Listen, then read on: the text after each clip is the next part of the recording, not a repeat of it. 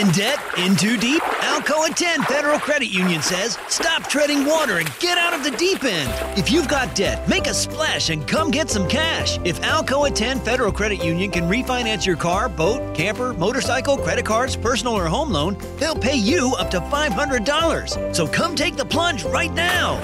Refinance your loans. Alcoa 10 Federal Credit Union will pay you. 5 convenient locations. Visit atfcu.com. Equal housing lender. When I made the move to my own studio, I was worried about this. I was worried about that. I was worried about, hey, did I get this piece of equipment? Did I get that piece of equipment? Does that sound good? Does that not sound good? One thing I didn't have to worry about, that was office furniture, because Office Furniture Outfitters met my furniture needs. With a 50,000 square foot facility, they have East Tennessee's largest selection and are the best value for new and used office furniture. Located in Knoxville, it's easy to find everything you need for your new space, including desks, file cabinets, chairs, conference tables, and more. Office Furniture Outfitters is turnkey. They came to my place, we mapped everything out that was needed, they delivered, and get this, set everything up. To learn more about what Office Furniture Outfitters can do for you, log on to ofonox.com. That's ofonox.com. Deep down the middle's got his man, and he's gone. Jason Swain, touchdown. It's time for the Swain event. Guess what time it is? My time. You can check your iPhone. Better say it's our time. With your host, Jason Swain. My man. Real sports talk for the real sports fan. All you chumps are gonna bow when I whoop him. It's time for the Swain event, fueled by Dead End Barbecue. Give me 2 pounds and a Ric Flair.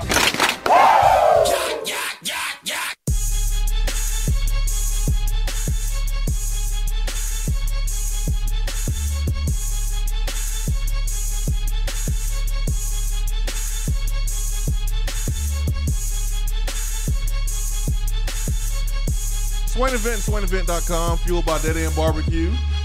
Ben McKee, Jason Swain, here with you from 7 to 10 a.m. SwainEvent.com is where you can stream us. Doesn't matter where you are. Doesn't matter what time it is. You can check out the podcast or stream us live there, SwainEvent.com. Swain Event TV, Periscope, Facebook Live, and YouTube. You can view the show. Ben McKee rocking the Nashville Predators sweatshirt. He's ready to rock and roll for the playoffs. So that means we're going to give you glass-to-glass hockey coverage today. 3 hours of Nashville Predators hockey talk. Forget what Rick Barnes and Philip Fulmer had to say yesterday. Forget about the spring game that was played on Saturday. We're talking about the Nashville Predators and the Dallas Stars from 7 to 10 a.m. this morning. All right, go ahead. See, what had happened was, no, I'm kidding. I do want to mention, this deserves to be mentioned just because, I mean, it's a tremendous sports story. Last night, the Tampa Bay Lightning lost and were swept by the Columbus Blue Jackets. It's the equivalent of the Golden State Warriors being swept when they won 73 games. What? Didn't they win 73 or was it 73? I think it was. They broke the record set by the 98 Bulls. Mm-hmm. 72-10, they won 73. But it's the equivalent of the Warriors getting swept in the first round that year. I think they had all-time wins in the regular season, the Lightning did, or at least the all-time points total in the regular season, and they were swept in the first round. Huge sports story, crazy to think about. I believe it's the first series that Columbus Blue Jackets have won in their franchise history in the playoffs, so pretty cool. But Preds play tonight, 8 o'clock, game 4. Preds have a 2-1 lead. I love it. And there's your hockey talk for the day. Thank you. Yeehaw. Anyways. On a more serious note. So, guys and girls, how you doing this morning? I'm well. Family, what's the buzz, Fuzz? No, sir. Not tolerated. No. Mm-mm. Then what is the buzz, cuz? Nope. No, sir. No, sir. So, I don't know if you heard this rumor, but I've been hearing that the Tennessee basketball coach admitted that he would be the new UCLA basketball coach had the Bruins agree to pay his buyout. Have you heard anything of that? Yeah, I think I saw that on the message board. Okay. On a Facebook group. If it was within a Facebook group or on a message board, it was 100% true then. Yeah, I think I saw some folks talking about it on Twitter. A few folks. So we had our Swain Event Plus live stream last night. We talked about it candidly, and I plan on doing the same thing here, except for omitting a few words that I used last night that I would not use today. But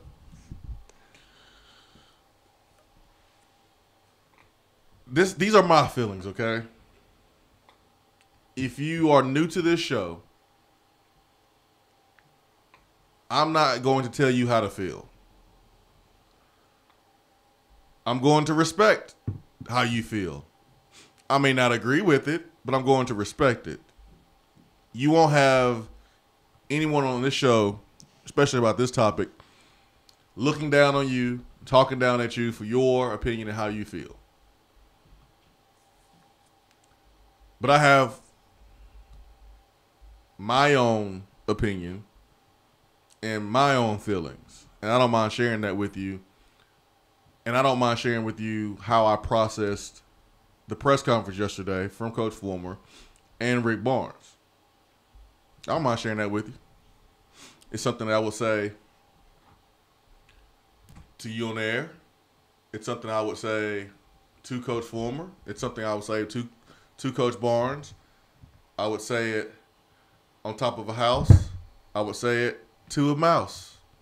I would say it to Dr. Seuss. I would say it to anybody. Because it's how I feel. And how I deliver it means or can show you whether or not that I have, respect for the situation, respect for the people. But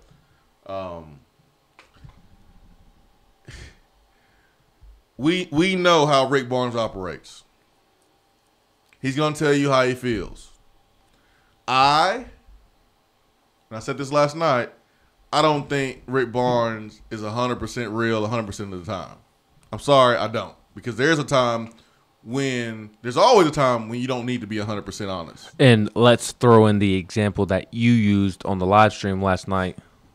You asked me, do I think Rick Barnes would have kept it real had he been asked about Admiral Schofield's tweet from last week or the week before? Yeah, the original tweet. The original tweet, not the Swain agrees with me on this, not the cover-up tweet. The interesting cover-up tweet. Yeah, like come on, let's use our common sense. We know what Admiral's tweet originally meant to say. But if Barnes is asked about that original tweet, Barnes isn't going to throw Admiral under the bus. Yeah, he's not gonna keep it 100% real on that one.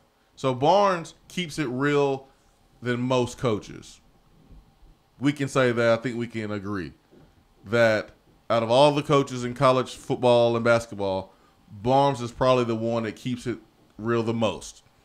But let's not sit here and fool ourselves thinking that Barnes would 100%, 100 of the time,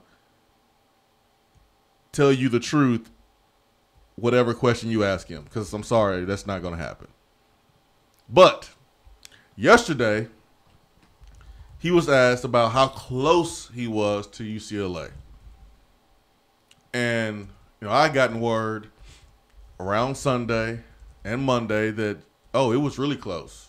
Really, really close. And many people thought he was already gone. But on Monday evening, he decided to stay. And folks were really, really excited about it. Folks was really excited all week last week. Was that a dab sneeze? That was good. Thank you. People were excited all week last week, for the most part. Until yesterday. And the reason why is Barnes was just flat out honest. Yeah, if UCLA would have handled the buyout, I would be the UCLA coach right now.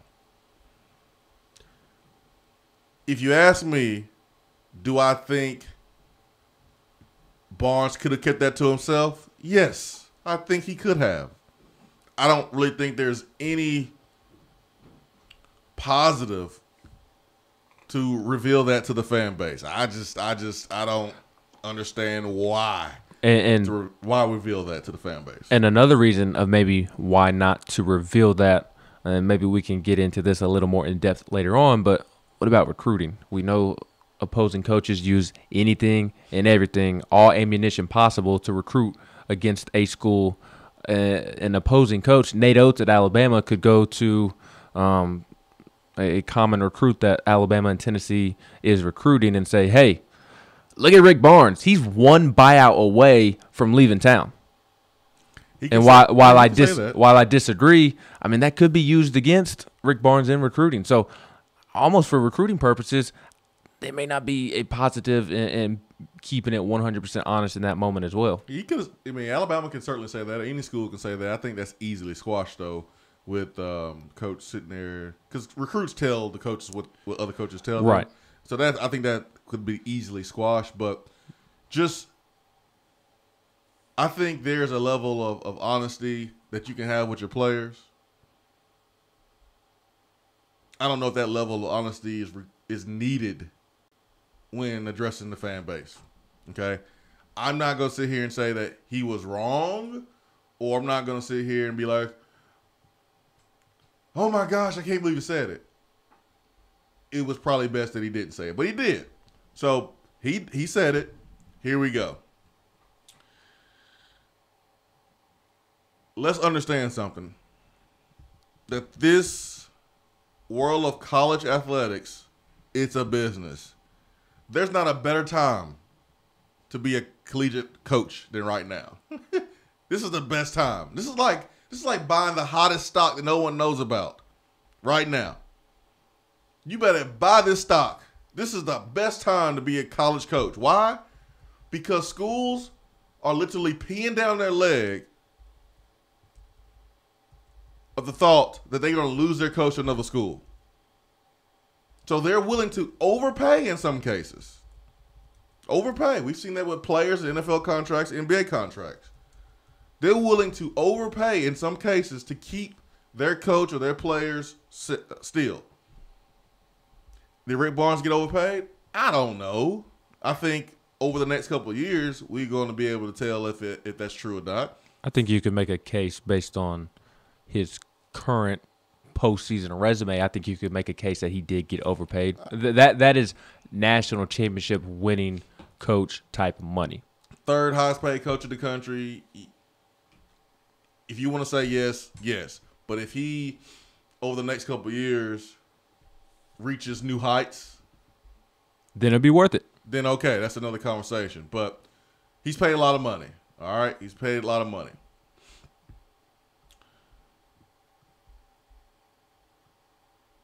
This is the business. We have to understand that first. How you feel about Tennessee, how I feel about Tennessee. You being a fan all your life, me being a former player, coming here in 2003, laying it on the line for Tennessee, becoming a fan after the fact. Yes, we feel a certain type of way about Tennessee. We have to understand that our coaches don't feel the same way as we do. They can love a community. They can love a city. They can love the people at the job, but they can leave. This is the mentality they got to have when you get into coaching. You can't make emotional decisions sometimes staying at a school where we don't need to be, that won't advance your career or won't be a good decision from a business standpoint. So coaches are wired differently than us.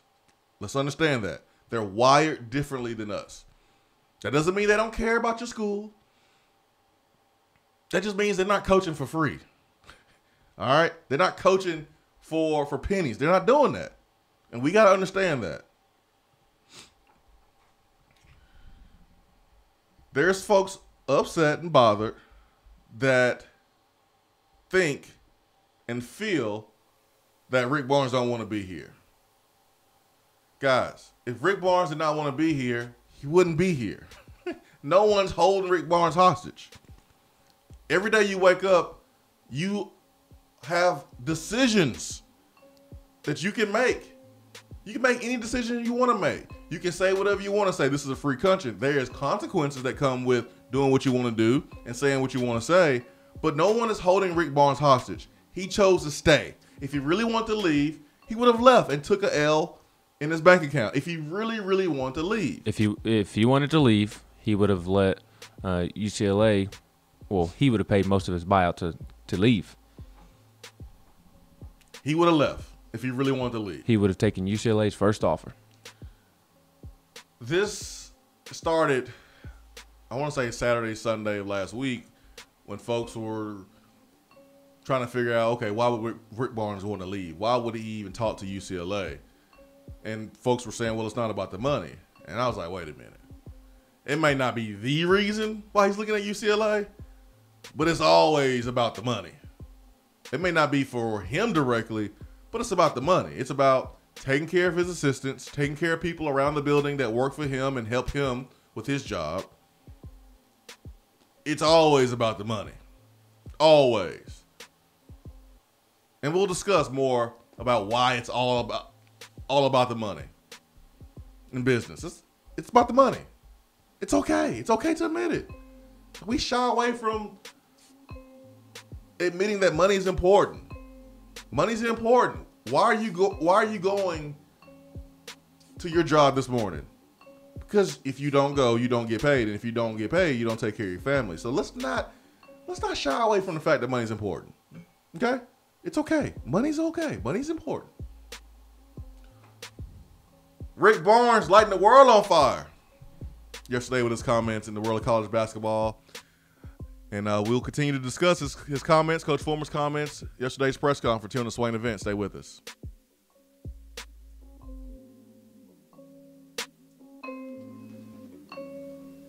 You don't have to take an L just because you can't listen to the Swain event live. You can catch up on the podcast posted daily on the app, online, and on iTunes. Top 100 Barbecue Restaurant Dead End Barbecue is the best place in Knoxville to get your barbecue fix. With new specials and a new menu, there is something for everyone. Monday, Tuesday, and Wednesday, try the Smokehouse Stew. Thursday through Saturday, the Hillbilly Chili is where it's at. Don't forget the half-off wings on Tuesdays from 4 to 8 p.m. and the salmon plate on Friday. The people spoke and Dead End listened, adding Dead End Society favorites like the Bernie Mac, Randall's Kitchen Sink Burrito, and the Barbecue Cheddar Meatloaf to the menu full time. Whether it's a game day or any day, at Dead End Barbecue, the mouth-watering barbecue search is over.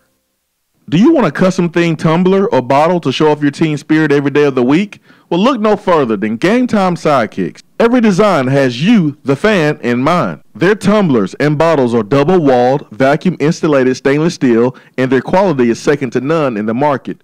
From stainless steel sippy cups to tumblers and sports bottles, Game Time Sidekicks offers something for the fan of all ages to rep their team with. They have many different logo options, so fans will have something they are proud to carry around all the time. Use promo code SWAIN at checkout to get 20% off of your entire purchase at GameTimeSidekicks.com. They also offer $5 flat rate shipping. Be sure to check out the Game Time Workshop on the website and customize your tumbler to make it one of a kind with things like your nickname, number, or initials.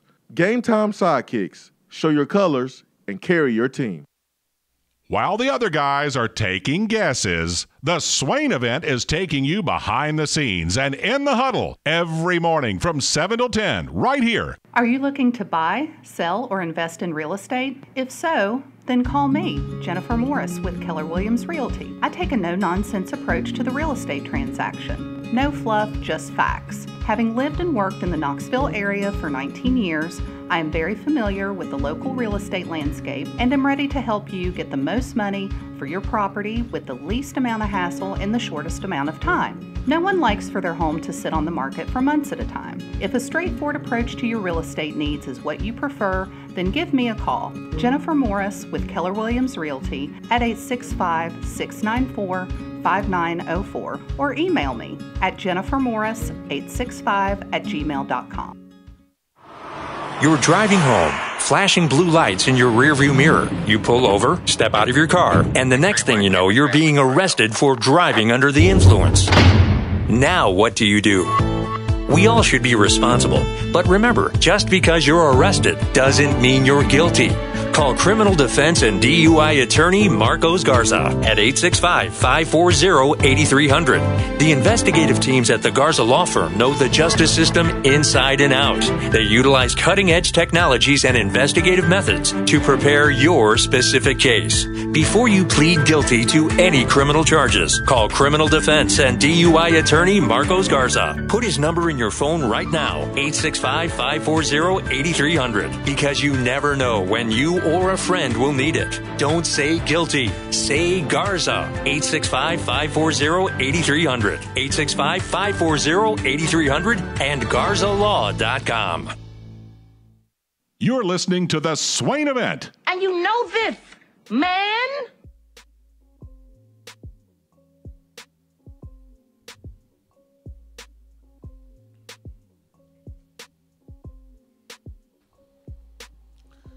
Would I admit to a fan base that if it was for a few dollars, I wouldn't be here? No, I wouldn't. No. And I don't think I've heard a coach take that approach. I have not heard a coach take that approach before. But I commend Barnes, though. Comfortable in his own skin.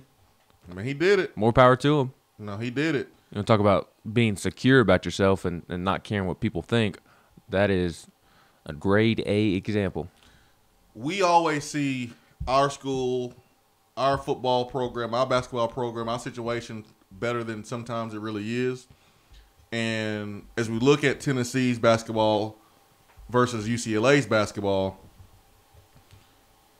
one can argue that currently Tennessee's in a better place, okay? Tennessee's in a better place. But you can also argue that UCLA's commitment to basketball has been better over the years than Tennessee. UCLA values basketball more than Tennessee values basketball over a 10-year period. Maybe not right now, but over the course of history. Yes, and that's attractive if you are Rick Barnes. Let me put myself in Rick Barnes' shoes. I'm going to try to say this as nice as I can without making anybody mad. If I'm Rick Barnes, I get here and there's an amateur coaching football at a football school. You just left Texas, where Texas won a national championship in 2005. You get here and you see football, you see the resources used for football, and you just witness one of the silliest coaching searches in college sports history. You saw that when Coach Fulmer took over. You're Rick Barnes. You haven't had any problems with your program. Your players don't get in trouble. You're in the community. You're making a difference. In this past season, you just witnessed a first-time head coach hire a staff and make changes to that staff after year one. Those changes cost money. Those changes included Tyson Helton, which you can argue, I would say it, he should never have been hired in the first place. That was a waste of $1.2 million. You brought in a VFL and Terry Fair that you let go after 1 year, and you are currently paying a $250,000 buyout. You just made a commitment to the weight room for the football complex, and they just got a new weight room. So you dropped $600,000 for Craig Fitzgerald. And then he tries to go to Maryland. You do whatever you have to do to get him to stay. You go out, you hire Derek Ansley, you hire Jim Chaney. All these moves were made for a coach who has not done anything yet as a head coach, except for beat Auburn and beat Kentucky. More so committing to a football program that has done nothing over the last 10 years than a particular coach. And I can see why that would be frustrating for the basketball coach. I'm not even talking about 10 years. I'm just talking about, for me, I'm just talking about last year, because you can't really look at the 10 years because you have to understand that this is a football school. This is football first. But what I'm saying is that the administration is buying into a product that has not been there, where over the last couple of years, the basketball product has been there. That's what I'm saying. I mean, I understand that. I'm just trying to. I'm trying to keep folks focused on just Rick Barnes' time. On Rick Barnes' time, which is the last 4 years. In the last 4 years, we have seen Rick Barnes take a job, take players, develop them, build them up. Boom, had a run last year, run this year. Okay, and the time that Rick Barnes is here, he's seen a coach who was a coordinator at Alabama get a massive salary as a first-year head coach, and then get all these redos with the staff. Like, you get a bunch of redos now. But we understand football is king. Like, we get it. Football is king, and basketball will never pass football when it comes to revenue that you can create, the attention from the fan base. It is what it is. If you're Rick Barnes and you see that, and then you are paying money out of your own pocket to take care of your staff, and then you have people around the building that you want to help take care of that who are not even coaches. Like, you look at the football staff, and I would do the same thing if I'm Jeremy Pruitt, but Jeremy Pruitt is hiring his former AD at Hoover to come up, got her taken care of. He's hiring folks from Hoover High School to come and be in administration here in Tennessee. Like, he's hooking them up. And Barnes is having to pay dues out of his pocket. So UCLA would be a attractive job because maybe he won't deal with that because they hold basketball in such high regard. Let me mention something else before we get to the phones.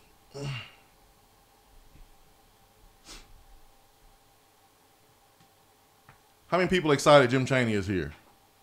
Everybody. I have not met one person that was like, oh, man, I can't believe we hired Jim Chaney. Oh, we should have hired somebody else. Everybody that I've met or talked to, called in or used a text box, they're happy about the hire. Why are people happy about the hire? Because he's done it before, right? He did it here. He's done it at Arkansas. We've seen him do it at Georgia. But did Jim Chaney come here for free? Why is Jim Chaney even here in Knoxville? $1.6 million. $1.6 million.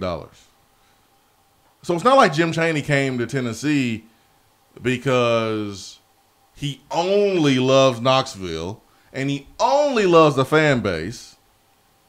No, that's just part of it. The real reason is because Tennessee was willing to pay him what Georgia wasn't. But no one is like crapping on Jim Chaney. Well, because Jim Chaney hasn't made any comments like Rick Barnes, right? But if we're just talking about money,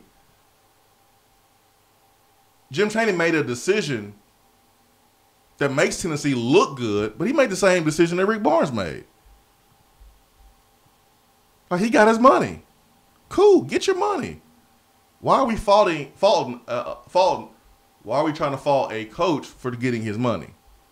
It shouldn't. Now, I understand if you feel a certain way because Rick Barnes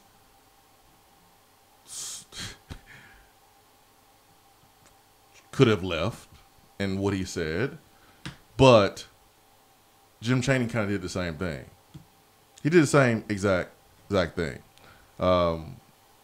His comment about him praying over the decision, praying for clarity, and God told him to stay. That quote was ripped apart. It was made fun of yesterday by a lot of folks who did not understand like that whole process.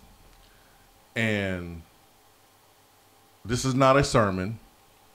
This is a sports show. This is not church. I'm not in the pulpit. But I will say this. Believers who believe in prayer, when they pray on decisions like this, they pray for clarity. They pray for a sign. They pray for all obstacles to be removed. When you are faced with a tough decision sometimes, all the obstacles kind of remove themselves. Like, hey, man, I got this job offer 7 hours away. And if everything lines up, oh, they're going to give you a stipend, they're going to give you more money, they're going to give you this, they're going to give you that. if you've prayed over that decision, you can say, man, I pray for clarity. And all the signs tell me I need to take this job. If you pray over opportunity and there's all types of obstacles and roadblocks right there in front of you, that could be a sign that you don't need to take it. So the obstacle of the buyout of UCLA, that could have been a sign for Rick Barnes that he needs to stay still. That's what he means by he prayed over it. And anybody who is a believer and has been in a predicament of needing to make a decision, as Rick Barnes did, has done the same thing. Yeah, I mean, you pray for clarity. I do it on a daily basis. Absolutely. And so I totally get what Rick Barnes was saying. Again, we act like money is like bad. Everyone is working this morning for money. Hopefully. You need money to survive. Money is like oxygen. The problem is the things that you are willing to do for money. Your love of money that maybe ranks over other things that it shouldn't. That's where you get in trouble. But to sit here and pretend like someone is less than or wrong for wanting more money, come on, guys. Really? How many jobs have you left because they wasn't paying you what you thought you was worth? Come on now. Come on now. We know what Rick Barnes was saying. He prayed for clarity. He thought the buyout from UCLA, that was his sign to stay.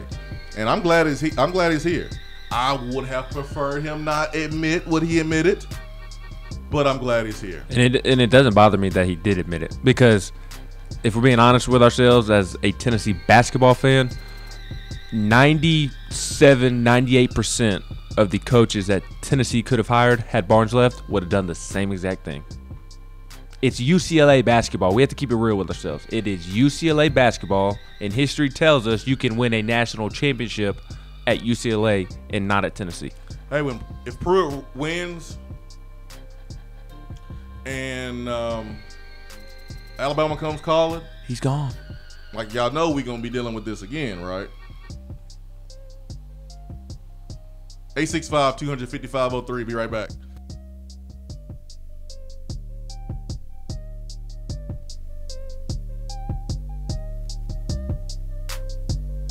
For a replay of each day's Swain Event TV, like us on Facebook. We have all made the mistake of dropping or breaking our smartphones. See? But did you know that you can have it repaired for a fraction of the cost that it takes to replace it? Well, you can, because iDrop is the area's leading mobile repair store, home of the 1 hour or less phone repair, 1 year parts warranty, and #1 customer service. Broken screens, cracked cameras, charging ports, batteries, you break it, we'll fix it. If you didn't break your phone, protect it with one of our leading accessories such as LifeProof, OtterBox, UAG, Incipico, Caseology, and Spec.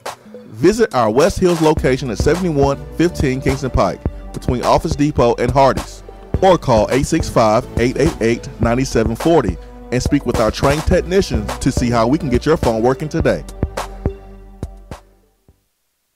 When you see the happy face on our truck, you'll be smiling because you'll know that you're in love.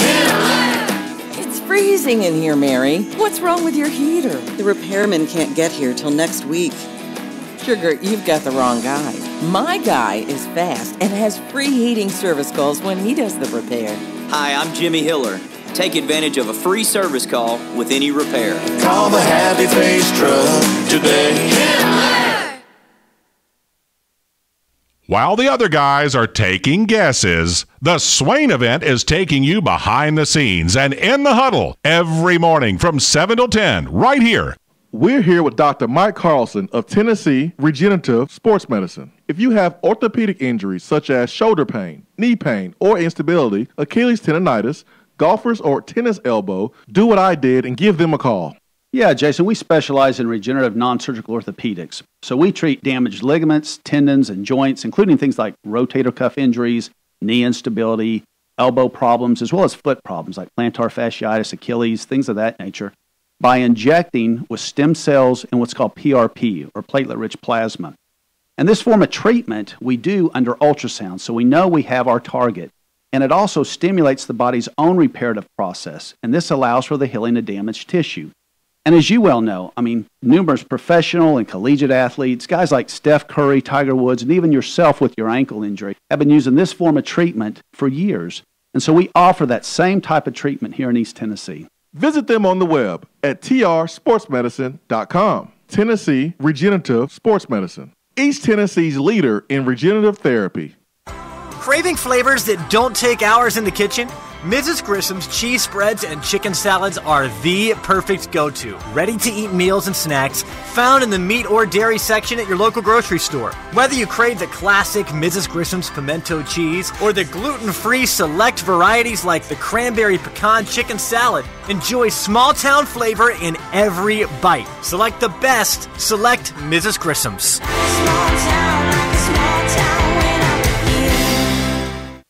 I'm Vince Moore, wide receiver, VFL 1991, and you're listening to the Swain Event.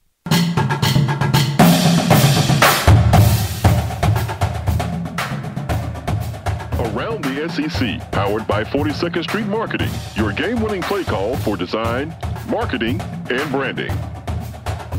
Swain Event, SwainEvent.com, fueled by Dead End Barbecue. We have Around the SEC, brought to you by 42nd Street, design, 42sd.com. And we'll get to the phones, but quickly we have some notes for you around the conference. Yes, as you said, I'll knock these out real quick so we can hit DR Vol, Jay, and Knoxville Mike on the BJR Waterproofing Hotline. South Carolina has a former 3-star safety in the transfer portal, Mr. Zay Brown. He hasn't appeared in a game for the South Carolina defense over the past 2 years, and now it appears the redshirt sophomore is going to be on the move. So this sounds like a good move for him considering he has not played. Yesterday, I mentioned that Kentucky guard Tyler Hero declared for the draft, and originally he said that depending on the feedback, he would return, but he would probably remain in the draft. Yesterday, he came out and he just flat out said, after exploring my options some more and getting some immediate feedback, I have decided to remain in the draft. This year was everything I hoped for and more. He averaged 17 points a game, 5 rebounds, and 3 assists. Shot 35% from the three-point line. So, good news for Tennessee fans that we never have to face Tyler Hero again. His video looked like he was held hostage, and he had to read off the demand. Oh, you could most definitely tell he was reading off a board. It was weird. It's like the Antonio Brown video where he's in a pool and he was wishing someone good luck on I guess a job opportunity or a birthday or something like that. Yes, and speaking, well, I don't want to go on. I don't want to go on an Antonio Brown side tangent.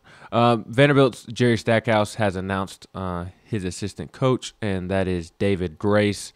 He will be the associate head coach. Grace was previously at Cal and UCLA. Has also been at Oregon State, Sacramento State, and San Francisco. The buzz around national media members was that this was a very good hire for Jerry Stackhouse, and with him having no real coaching experience at the college level, it was important for him to hire a good staff, and according to folks like Jeff Goodman and Seth Davis, guys like that, this was a really good hire for Stackhouse at Vanderbilt. All right, let's go to the phones. Let's get to DR Vol first. Good morning, DR Vol. Good morning, guys. How are y'all? Good, man. How are you? I'm good. You know, guys, I've said it before that there's 2 shows. I listen to other shows, but I make sure I don't miss y'all show and PTI on ESPN. Wow. So I was needing a behind-the-scenes look. When that broke yesterday, I'm sure you had your show notes and stuff ready for today. Did y'all just scrap that and say, oh, Lord, here we go? Kind of. I mean, Coach Fulmer made some really good comments. Rick Barnes made some comments. I actually got a text from Ben. He was like, I think we're gonna be okay for tomorrow's show. So, and as I was leaving the studio yesterday on my way over to campus for the press conference, I told Swain that I think between Fulmer and Barnes, their comments on illustrating what happened throughout the whole UCLA ordeal, I think we'll be fine for tomorrow. Yeah. Yeah, Ben, I didn't even think about you being there. I guess that's right. I like the honesty. You know, we had a coach here before, everybody complained about him not telling the truth, and now I guess it's the other side of the spectrum.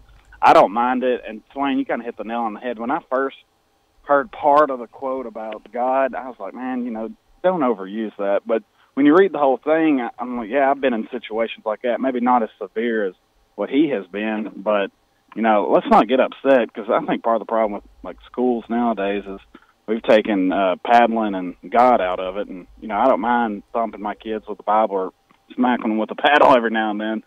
I just don't have a problem with his comments. Yeah, man, I understand where Rick was coming from. So, I mean, that's why, I don't have a problem with it at all.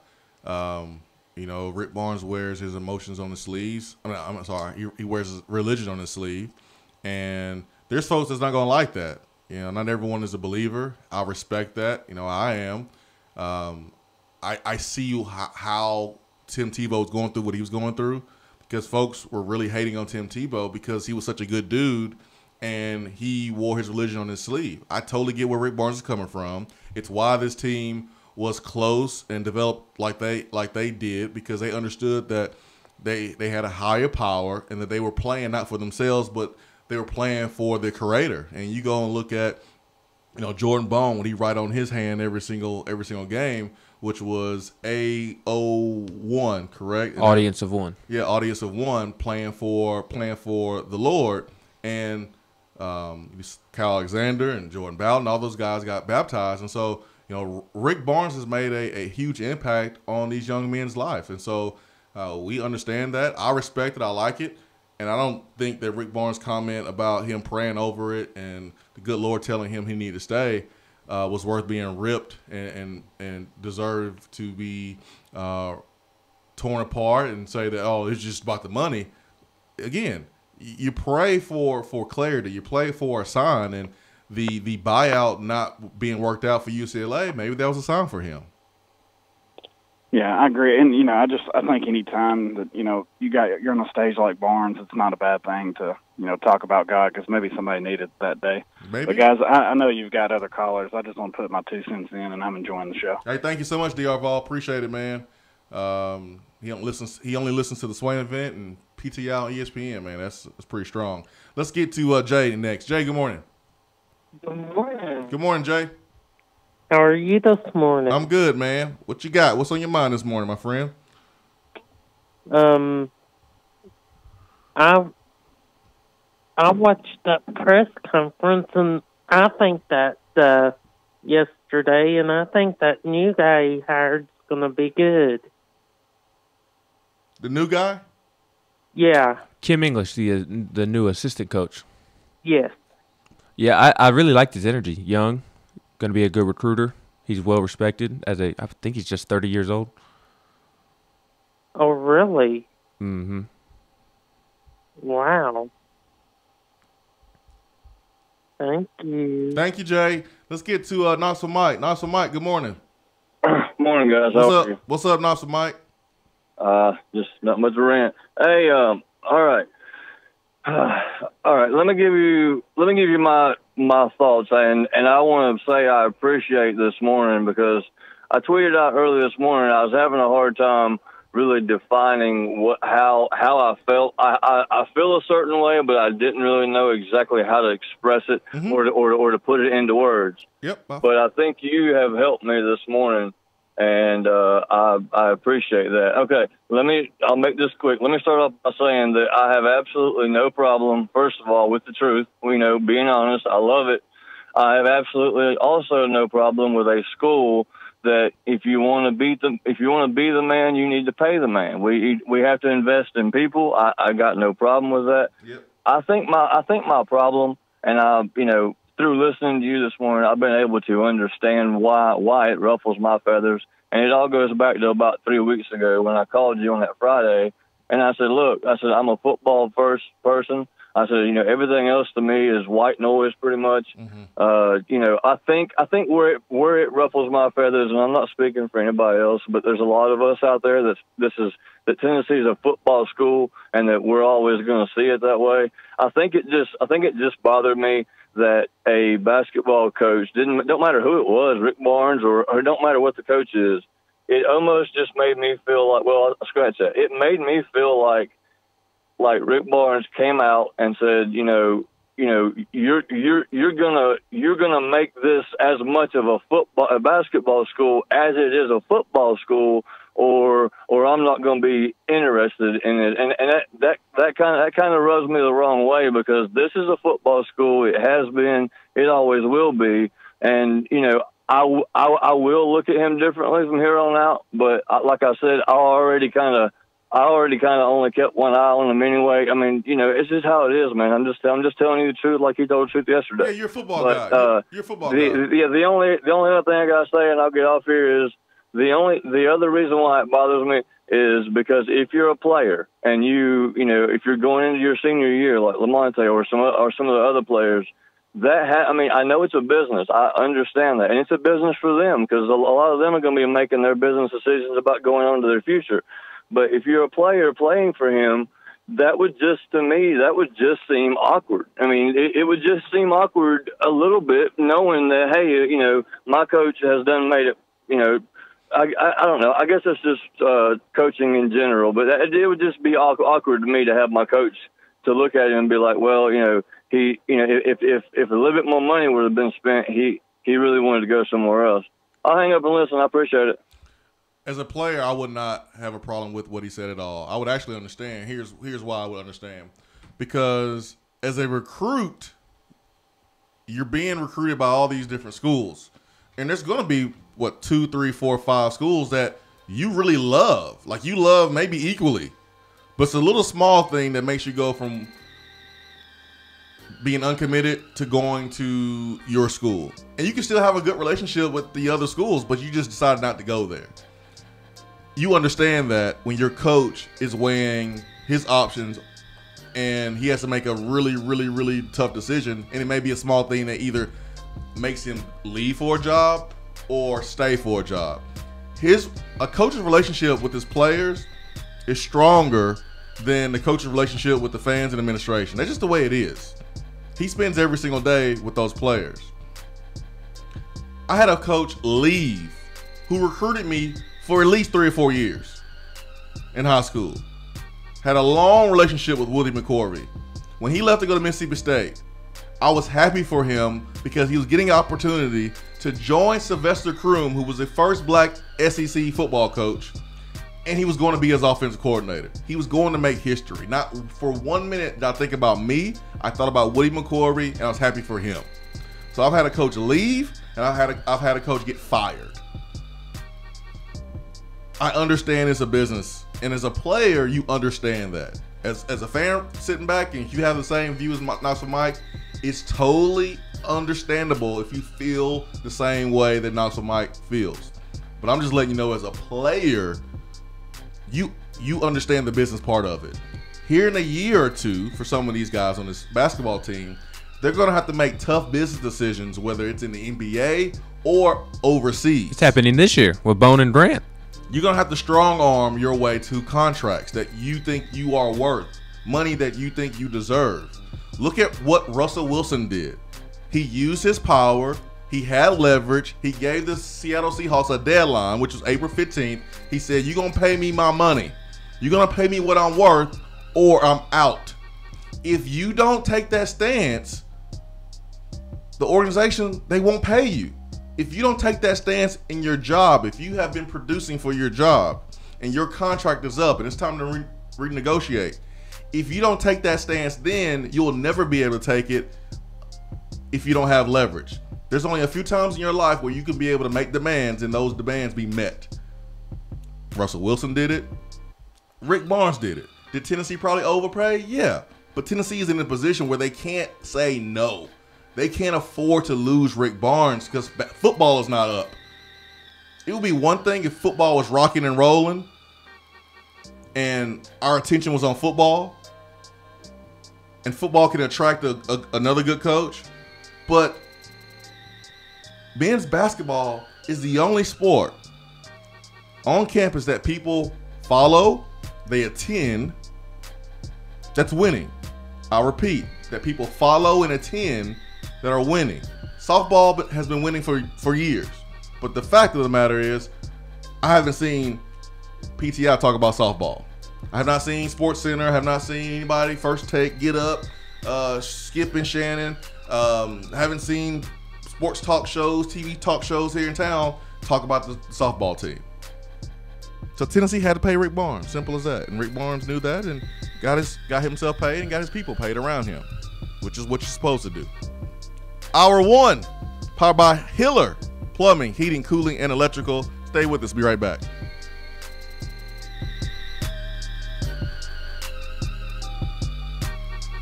At work, can't call in? Don't feel bad. You can talk to the guys on the text box. It's part of the free Swain event app. Today looks to be sunny with a high of 77 and a low of 60. Partly sunny skies tomorrow with wind gusts up to 25 miles per hour. The high looks to be around 80. There is a 90% chance of rain tomorrow night with a low near 57. The rain sticks around on Friday with a high in the mid-60s. Weather on the Swain event is brought to you by Be Dry. If your basement is wet or cracked, Be Dry can help. BeDry.com. JC's Tree and Landscaping Service specializes in quality tree work done at an affordable price. Trimming and removing trees are their specialty. They also offer other services like land clearing, stump grinding, crane services, and all of your basic landscaping needs for both commercial and residential. JC's will give you a free estimate and beat any written quote by a competitor to guarantee that you get the lowest price around. Don't risk your land with a fly-by-night service. JC's Tree and Landscaping is licensed and insured. Give them a call at 865-599-3799. Thinking about trying CBD oil but not sure where to get it or who to trust for a quality supplement? Our friends at Tennessee Valley Hemp Company invite you to try their full spectrum hemp extract, available in 500 milligram and 1000 milligram strengths. They are a local company based right here in Knoxville whose crops are grown in East Tennessee. Their farmers are committed to cultivating pharmaceutical grade hemp oil that produces results. It is only available in community pharmacies where you can get questions answered by experienced professionals.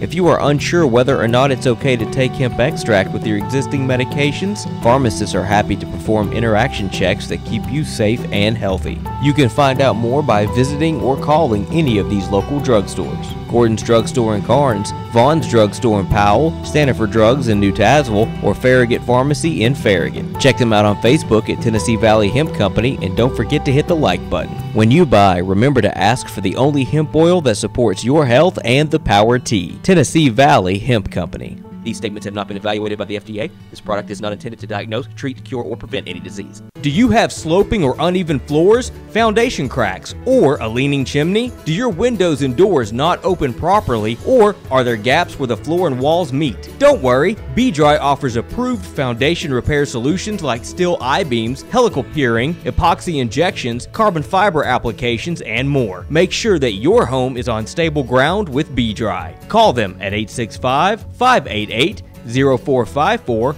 or find them online at bdry.com.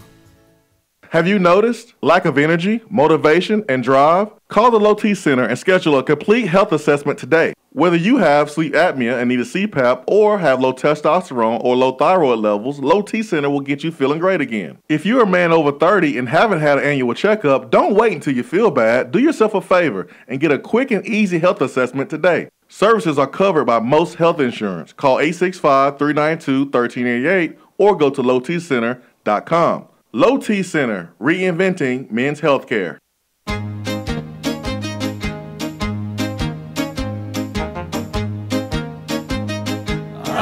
Goes your car insurance. Nobody likes surprises, so switch to Erie Rate Lock. Get a great rate that stays that way even after an accident, ticket, or inflation. In fact, it's locked until you change a car, driver, or your address.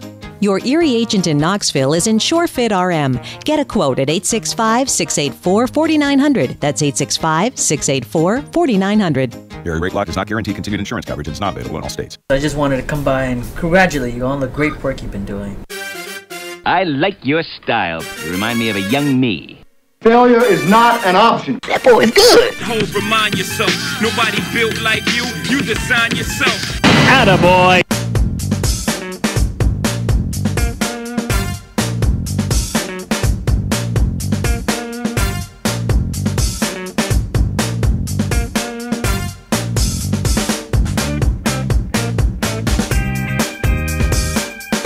Welcome back, Swain Event, SwainEvent.com, Fueled by Daddy and Barbecue. We have Attaboy, where we highlight positivity, good stories inside and outside the world of sports. I don't want to hear anything about the Yankees, man. I know your Yankees beat the Red Sox. Beat them down. 14, 12 or 13. I don't know what the number is. It's a new number every single day because somebody new gets hurt every single day. 12 or 13 people on the injured list and still beat down the Red Sox against their best pitcher. Chased him out of the game. It's kind of like come get some. It's kind of like when Auburn beats Alabama, but Alabama still wins the championship. Yeah, y'all beat the Red Sox, but the Red Sox still won it last year. So y'all gotta win a championship now. Here's the thing: the Red Sox only need 5 fingers to put all their rings on. I need about 5 hands to put all my rings on.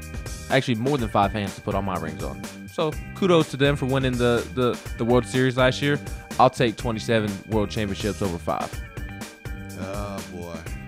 What a cop-out. What a cop-out. The whole Tennessee-Vanderbilt football argument right there. I don't care. Hey, man, at least you admitted it. I don't care. I've admitted that before. No, you have, man. You have. You always have that out. You always have that out. All right, what we got? I'm going to give. This is an attaboy. I just want to recognize Hub City sent this in this morning that the Eiffel Tower replica in Paris, Tennessee, which is where my grandparents live, where my mom grew up, is painted, or not painted, but highlighted in red, white, and blue. The lights are shining bright in red, white, and blue, the color of the French flag, in honor of those affected by the fire at the Notre Dame Cathedral in France. So I thought that was a very cool tribute. Obviously, the unfortunate fire took down a large portion of history. What was that, Monday, in which that happened? But according to reports, unless something has changed since Monday, I didn't really get a chance to see anything about it yesterday, but it looks like most of it is going to be salvageable. Yeah, I mean, looks like there's been donations that have exceeded over $1 billion. So it's good to see people come together and work together to achieve a common goal. That's always worth mentioning here on Attaboy. All right, Swain Event, SwainEvent.com, fueled by Dead End Barbecue. In hour 2, we'll be joined by Matt Moscona, 104.5 down there in Baton Rouge, and we'll get an update on LSU football spring. And we will get an update on Will Wade being reinstated by LSU officials, which is weird. He had Jay Billis on day before yesterday, and they had a nice back and forth. Didn't always agree on points, but Jay Billis simply said that if he was in charge of LSU, that he would have fired Will Wade. So we'll find out about Will Wade and why did LSU decide to reinstate him after suspending him for the tournament. And there's kind of some clear evidence that suggests that he may have broken the rules with his, quote, big A offer that was on wiretap, talking about Javonte Smart, freshman guard that just declared for the NBA. Hour 2 is around the corner. We're joined by Matt Moscona coming up next.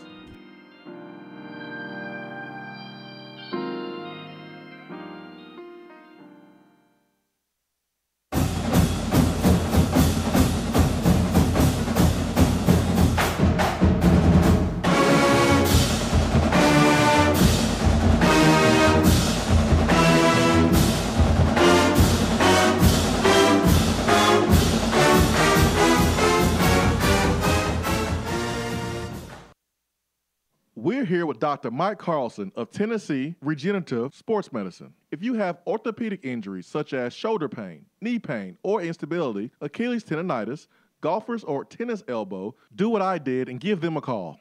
Yeah, Jason, we specialize in regenerative non-surgical orthopedics. So we treat damaged ligaments, tendons, and joints, including things like rotator cuff injuries, knee instability, elbow problems, as well as foot problems like plantar fasciitis, Achilles, things of that nature, by injecting with stem cells and what's called PRP, or platelet-rich plasma. And this form of treatment we do under ultrasound, so we know we have our target. And it also stimulates the body's own reparative process, and this allows for the healing of damaged tissue. And as you well know, I mean, numerous professional and collegiate athletes, guys like Steph Curry, Tiger Woods, and even yourself with your ankle injury, have been using this form of treatment for years. And so we offer that same type of treatment here in East Tennessee. Visit them on the web at trsportsmedicine.com. Tennessee Regenerative Sports Medicine, East Tennessee's leader in regenerative therapy. Top 100 Barbecue Restaurant Dead End Barbecue is the best place in Knoxville to get your barbecue fix. With new specials and a new menu, there is something for everyone.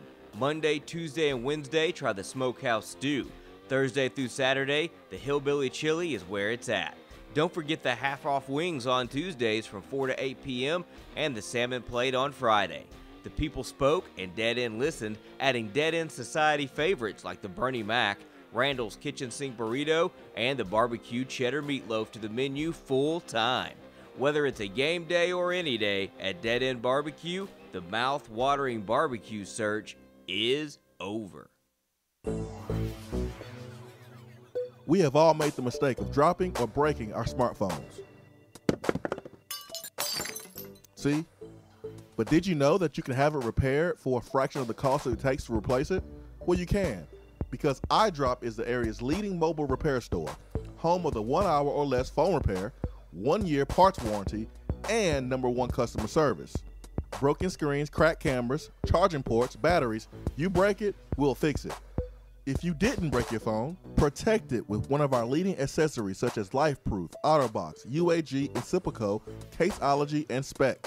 Visit our West Hills location at 7115 Kingston Pike between Office Depot and Hardee's, or call 865-888-9740 and speak with our trained technicians to see how we can get your phone working today. Are you ready to buy, sell, or invest in real estate? Then call me, Jennifer Morris, with Keller Williams Realty at 865-694-5904. Listen to what the Townsend family had to say. After having listed our home with another agent, Jennifer's marketing approach was a breath of fresh air. She priced our home competitively, strategized the best time to list, and began planning our open house. She aggressively negotiated with the buyer and kept us informed during the entire process. Jennifer took away the stress of selling our home, and we would not hesitate to use her again in the future. Are you ready to buy, sell, or invest in real estate? Then call me, Jennifer Morris, with Keller Williams Realty at 865-694-5904. If you aren't following the Swain event on Twitter, then are you even on Twitter? Hit that follow button. It's the right thing to do. Swain Event, SwainEvent.com, fueled by Dead End Barbecue. Joining us on the B-Dry Waterproofing Hotline, our good friend of the show, Matt Moscona, 104.5 Baton Rouge. A lot of things going on down there in the boot. Will Wade reinstated. LSU football spring wrapping up. Matt, good morning, man. Swain, what's up, dude? What's up? Are y'all going to do everyone a favor this year and beat Alabama? No. Why not? Have you watched LSU play for the last decade? I mean, I'm firmly in the camp, Swain, that I will not pick LSU to win this game again until I see it happen. I will say that this year, well, first of all, Bama still got Tua, and I think he's going to be a monster, and that game's in Tuscaloosa this year. So that's 2 strikes against LSU. I will say, LSU gets Joe Burrow back, first time in a while that they've gone into a season with certainty at quarterback, really 2013 when they had Mettenberger. Mm-hmm.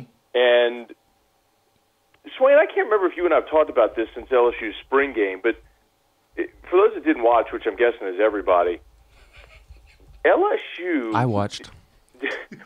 I did. They did not run a single offensive play from under center in their spring game. Like, think about that for a second, man. LSU did not, like, they hired Joe Brady from the Saints, new passing game coordinator, ear to ground, sort of the conversation is he's kind of running about 70% of the offense in spring, and Steve Ensminger's still calling the plays, but they're letting Brady kind of implement the new offense. Man, that's a new day when you see LSU not huddle and not go under center for a single snap in the spring game. Matt, you were touching on it there. That was my first question about Joe Brady coming from the Saints. Wants to be more spread, shotgun preferred. Just how big of a hire is that, and how important of a hire is that for Coach O? Well, if we actually see that transformation in the fall, then it becomes massive. The skeptic, and you hear this a lot around here, and I think it's justified. The skeptic's going to say, "I'll believe it when I see it." We kind of heard the same thing when Ed was hired, and he was fired up about Matt Canada, and it was going to be completely different. It was going to be this newfangled offense. And they hit some speed bumps, and Ed kind of handcuffed Matt Canada, and we know how that ended. Yes. And then instead of going out and making the big hire and turning over his offense to someone in the modern age, he kind of did the comfortable thing and promoted Steve Ensminger, who hadn't been a coordinator in 20 years. So, yeah, and last year's offense certainly didn't look new. They were a lot of two tight end, a lot of fullback, a lot of max protect. So I got to see it. I got to see that Ed's going to trust this new offense to do what they're planning to do. And if they face adversity, does he just revert to form, which is, man, put a tight end in, a fullback, and go run the ball, which Ed loves to do. But if they let Joe Brady take the training wheels off and run with this thing, then it's pretty exciting, man, because you got to have a trigger, man. The Saints have had Drew Brees for a long time, and LSU has Joe Burrow at quarterback, and they really feel good about him. But you got to be willing to trust your play caller and your quarterback to run that style of offense, and it's going to be something brand new for LSU, considering what we've all become accustomed to seeing. Matt, help me understand. I can't. Do you know where I'm going? It's LSU, so it doesn't matter. Okay. I can do my best, though, Swain. Matt, help me understand the point of suspending Will Wade only to reinstate him after the season. Like, what changed besides him just deciding to talk to NCAA and the administration? I mean, how do you overlook what was said in the wiretaps? Why even suspend him anyways? I help me understand what is going on with that. Okay. I probably can do this. It's the same reason that Ohio State suspended Urban Meyer after he blatantly covered up spousal abuse by one of his assistants and then reinstated him. Because they can? They can. They like him. He wins. I mean, Swain, I've done since that initial suspension almost 40 days ago, I've done so many radio shows and on my own as well on every platform. I've said this line this way so many times. The LSU administration did not want to fire Will Wade. If they wanted to fire Will Wade, they would have fired him immediately. That being on that wiretap is a fireable offense. If you don't want to fire him for that, insubordination for not meeting with your bosses for more than a month certainly would constitute a fireable offense. The bottom line is Will Wade is 36. He's energetic. The fans love him. He took a program from the worst season in 50 years to the SEC title in 2 seasons. LSU went to a Sweet 16. They sold out the building. They made money. The administrators didn't want to get rid of their good young coach, and they wanted to be as patient as possible to leave that door open to welcome him back. As far as the meeting, I mean, that's all. Let me just give you like another example to illustrate. So a year ago in February, the allegations about Sean Miller and the $100,000 payment to DeAndre Ayton come out. Yes. Sean Miller misses one game. He goes and meets with Arizona administrators. He's back coaching the next game. From the NCAA standpoint, and I'm not giving you an opinion here, like I'm giving you an explanation. If you want my opinion on this whole thing, we can do that too. But the explanation is, and LSU board members have said this on the record, they had to show that what LSU feared was the lack of institutional control charge. If you get slapped from the NCAA with lack of institutional control, the NCAA can come in and peel back the curtain on your entire athletic department. And if the NCAA is snooping around your entire athletic department, they're going to find something. And so to avoid that, LSU couldn't allow this allegation or the wiretap to be out there and do nothing, just ho-hum go along their business. They had to do something. So that's why they suspended Will Wade. They had to show to NCAA investigators we're not just being flippant here, we're taking this seriously. But it's clear they never wanted to fire him, and they were going to do whatever they needed to get him back. And once Will Wade had his legal counsel in tow and knew he wasn't going to be subpoenaed for that federal trial, he was willing to go speak. And here we are. Matt, in 2009, Tennessee hired Lane Kiffin. Tennessee and Lane Kiffin signed Bryce Brown, who never took a visit to Tennessee, who just signed, and he was the number one player in the country.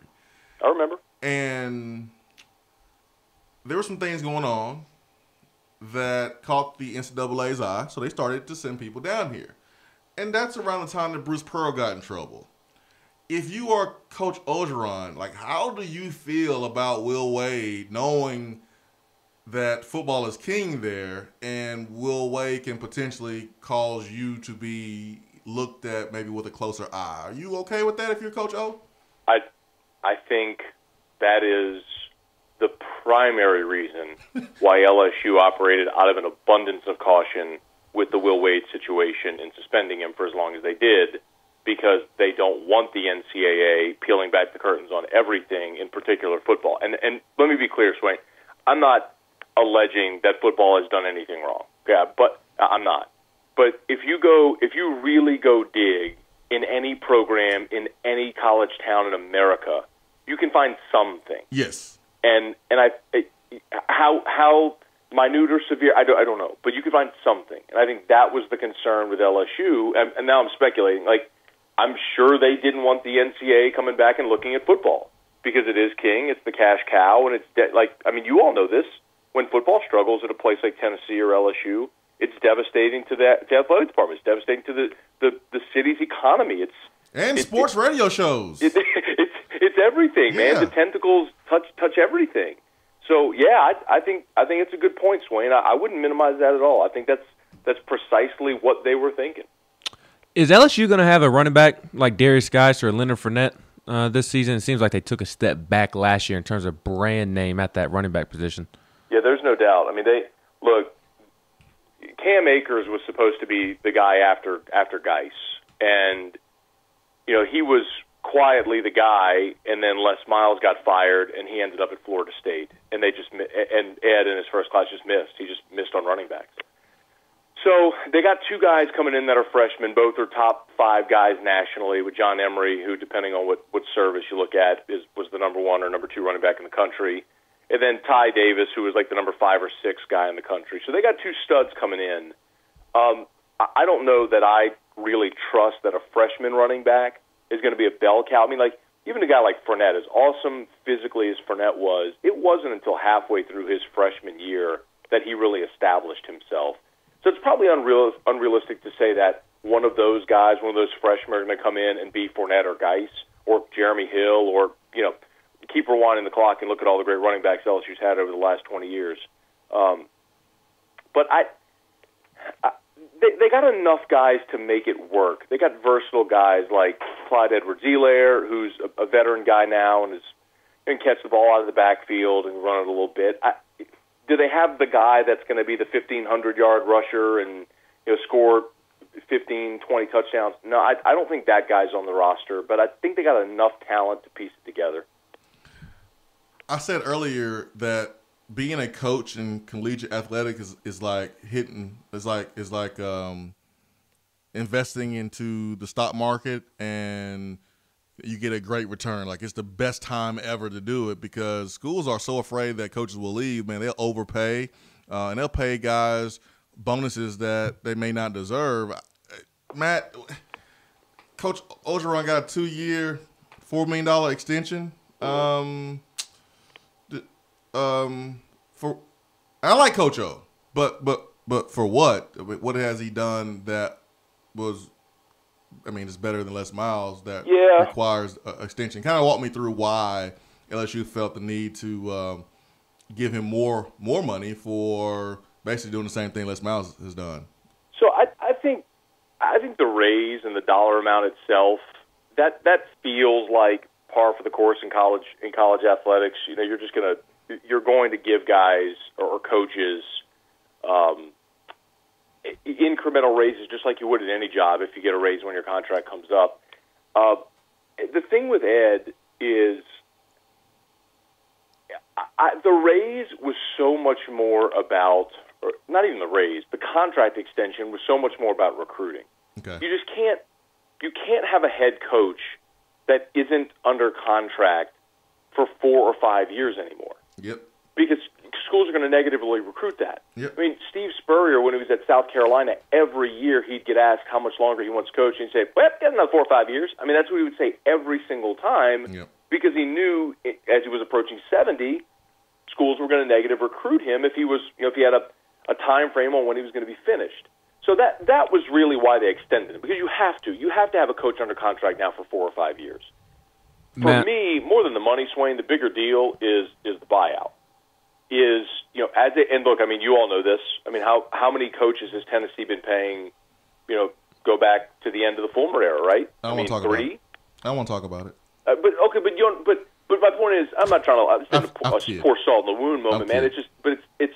I think you all can understand that if you do a bad deal, you end up paying for it for a long time. Yes. So the buyout is more important. And Ed Ogeron's buyout on his initial contract was absurd. This one, look, Ed's not getting fired after this year, but if things go sideways this year and then next year is a bad one as well, the buyout drops drastically to where it's manageable that if LSU wanted to get out of the deal after 2020, they could. They basically built some protections in for themselves after 2020 if things went wrong. And you hope it doesn't. And if it doesn't, then you extend them again and you give them a big raise. But at least you built in protections for yourself and your athletic department. Gotcha. Matt, 2 quick questions for you. Who stood out in spring practice that maybe folks here in Knoxville don't necessarily know about? And then, Swain started off by asking you about the Alabama game, but I look at week 2 and I see a road trip to Texas on the schedule. I know we're a couple months out, but what's the feeling around Baton Rouge about that football game? So I'm a little surprised, but some of the early Vegas lines on that have LSU as a touchdown favorite on the road at Texas. And I think everybody knows Tom Herman's record as an underdog and yada, yada, yada. And they'll have Sam Ellinger back as a veteran quarterback. So I think that's going to be a tough game, and I think one that college football fans should look forward to because it's a true home-and-home series that those two schools have scheduled. There's also the sort of underlying storyline about Tom Herman and LSU, of course, because that's the guy LSU targeted and thought they had hired, and then they didn't, and he went to Texas. So there's another layer of intrigue there. But I agree. I think that's going to be some fascinating theater in week 2. But spring practice, the easy answer is Derek Stingley. He's a 5-star. He was the number 1 corner, number 1 player in the country. He was an early enrollee, and he's got a legit chance to start out on the corner, out on the edge, game 1, snap 1. He certainly, for a true freshman, physically belongs. And I don't want to make a comparison to someone whose career has been great, but physically showing up on campus looking the way he looks, they haven't had a cornerback show up like that since Patrick Peterson. And look, this is the highest rated prospect, according to the 247 rating since Peterson was here. So, I mean, Fournette would be as well, but at that position. So, I mean, that's the guy. I mean, he's a true freshman. He's going to return punts, and he's going to start at cornerback as a true freshman, very likely game 1. So he's the guy to get to know his name because they're really high on him. Man, I would love to talk more with you. It feels like whenever you're on, man, time flies. It's already 8:19 here. I know you got other obligations and other interviews, especially with Will Wade being reinstated. Man, you have you're taking your show to the next level, man. I'm so proud of you, and man, it's really cool to see it. So I'll let you go because I know you got other obligations. Really, really appreciate you joining us, and we'll get together very, very, very soon, my friend. Anytime, Swain. Always love talking to you, dude. See ya. Matt Moscona, 1045 Baton Rouge. You can follow him on Twitter at Matt Moscona. Really, really, really great follow. And he's tearing it up right now. You can tell every time that Paul Feinbaum needs to go to LSU for anything, he goes to Matt. Matt is the man. He is the man. And we don't have guys like Matt just falling out of the trees in this business. I mean, Matt does it the right way. and he works his tail off, and he's humble. He works hard. It's probably why we get along so much. 865-250-503, B-Dry Waterproofing Hotline. We will talk to Rob Lanier here in about 20 minutes. We'll talk to Rob Lanier, former Tennessee assistant, now head coach, Georgia State. Worked for Rick Barnes for a while, a couple different stops, including here at Tennessee, and we'll talk to him again around 8:40. So stick around. Swain Event, be right back.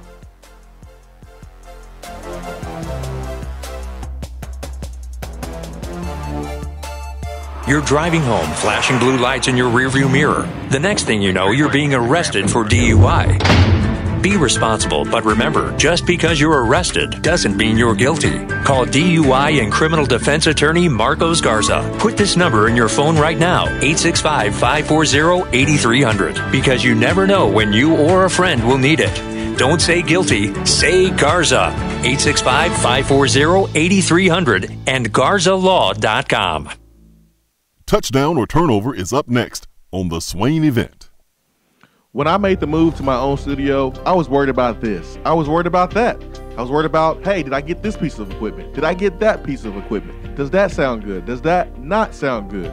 One thing I didn't have to worry about, that was office furniture, because Office Furniture Outfitters met my furniture needs. With a 50,000 square foot facility, they have East Tennessee's largest selection and are the best value for new and used office furniture. Located in Knoxville, it's easy to find everything you need for your new space, including desks, file cabinets, chairs, conference tables, and more.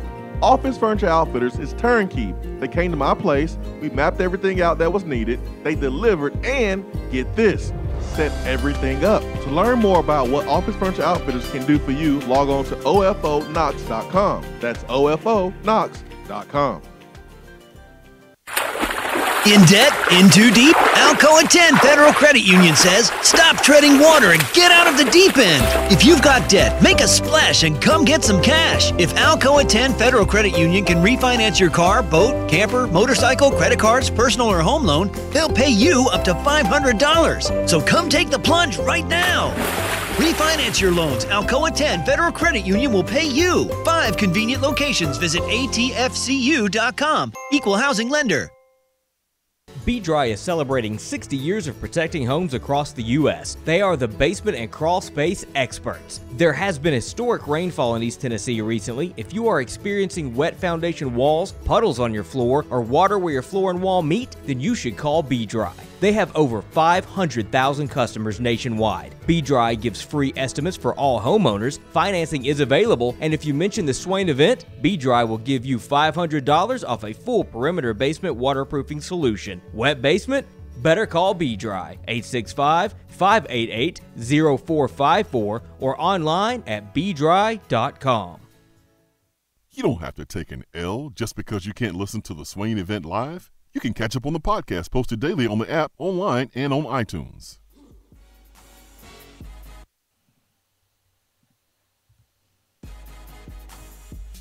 Hello. 8:50 a.m., 100.9 FM, Rocky Talk Sports, Swain Event, fueled by Dead End Barbecue. Taking a look at the text box before we are joined by Rob Lanier here in about 15 minutes. DC Vol girl, Avina Westbrook is officially staying in the portal and not returning to Tennessee. Apparently, Kelly Harper told her she needed an answer because the program needed to move forward one way or the other. I wish her the best wherever she ends up. But do you think it is ultimately a good thing for the program that she is transferring, possibly showing Harper won't tolerate any lingering drama on the team? I think it can be looked at one way or the other. I think if Jeremy Pruitt came in and told Jawan Jennings, no, we're not going to allow you to come back, you could look at it the same way and say, well, Pruitt is not tolerating any drama, good for Pruitt. But Pruitt allowed him to come back, which people have said, wait, good for Pruitt. Good for Pruitt for giving a young man a second chance. Jawan Jennings needs a Pruitt. So I think we could look at the positives with either decision here from Kelly Harper and Avina Westbrook. We love the storybook ending where every kid comes to Tennessee, they play 3 or 4 years, they love it, they never have a problem, they play, they're successful, but that's just not the way it works all the time. And Avina is a really good player. She's smooth. I love her game. Point guard position. She's smooth. She turned the ball over, and whenever you have a point guard, they're struggling. You can look at the relationship between the head coach and the point guard, and you look at, in this case, Holly and Avina's. It was a disconnect, and I think Avina would play a whole lot better if she played for a coach that she respected and she played hard for. So I wish her nothing but the best, and it's really nothing much to say about that. Vol on the street. Really? Are we crucifying a man for being honest? Some Vol fans are just butthurt. He said what his reasons were and how he came to his decision. I believe when he said it, people know he would have gone. Why lie about it? Integrity. Echo 3912 says, thank you, Jason. Couldn't have said it better myself. Was absolutely confused why people didn't get it. Mayo Vol Swing 2. I don't know why everyone is upset. God wants Rick Barnes to be here. I'm ecstatic that good things are happening at Tennessee after all the mess we've been through. We have good people as coaches now, and all sports are trending up. Go Vols. T-Vol 37.6 says, excellent analogy on Barnes, Swain. People let their emotions get in the way. But as you said, it's a business, and it's always about the money and winning. Agreed. Barnes didn't have to be so honest because fans, and then eyeball emoji.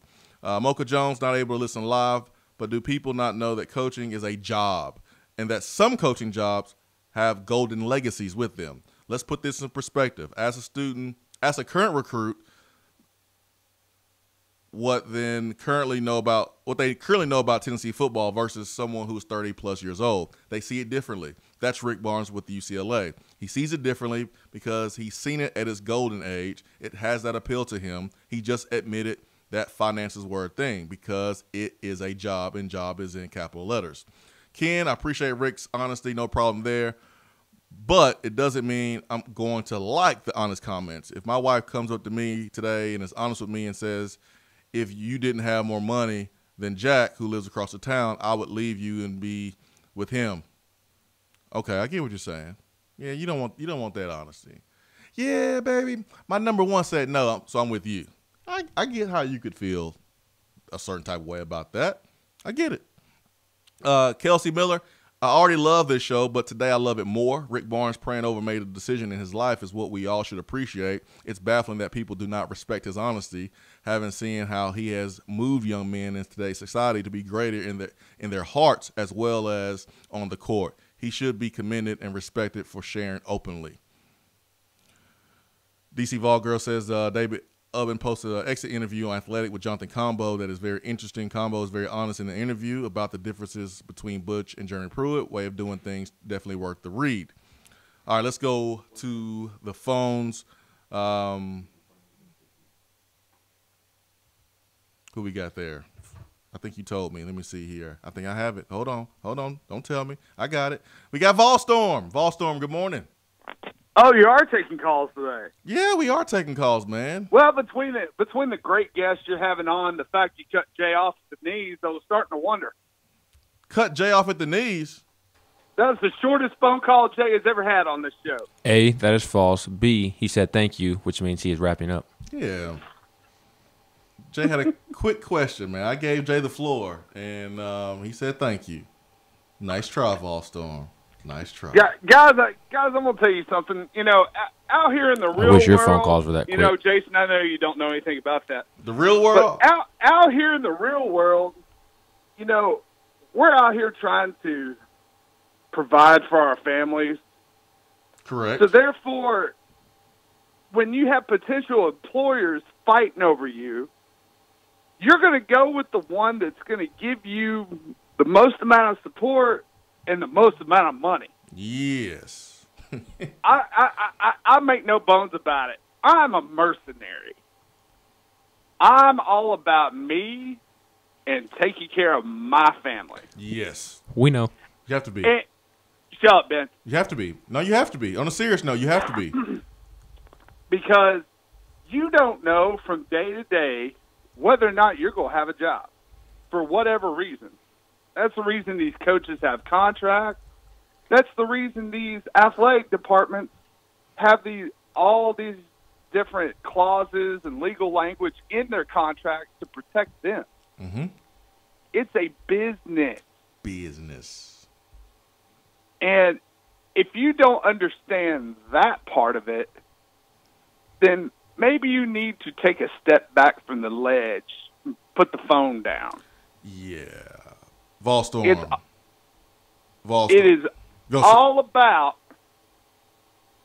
all about making the best business decision for you. Yes. And the fact that Barnes stated that he wanted to take counsel from someone who knows more about everything than everything, and that is in the Lord. Mm-hmm. That's not a problem. That's what any smart person does. Yeah. Who's a believer? Yeah. Yes, yeah. Absolutely. Yep. Yep. How about this, Volstorm? Do you know that most of the players that we recruit, they're using Tennessee for their goals and dreams?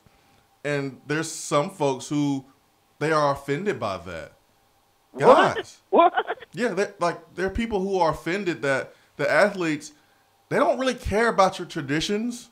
That's not the reason why they picked Tennessee. They don't care about your traditions. They don't care about the Vol Walk. That's not the reason why they picked Tennessee. They picked Tennessee because we give them the best platform for them to achieve their goals. And on the way to achieving their goals, they have appreciation for the traditions, for the Vol Walk, for the fans. But I've never heard a recruit pick a school because of traditions. You pick a school because you're going to be able to get what you need out of them.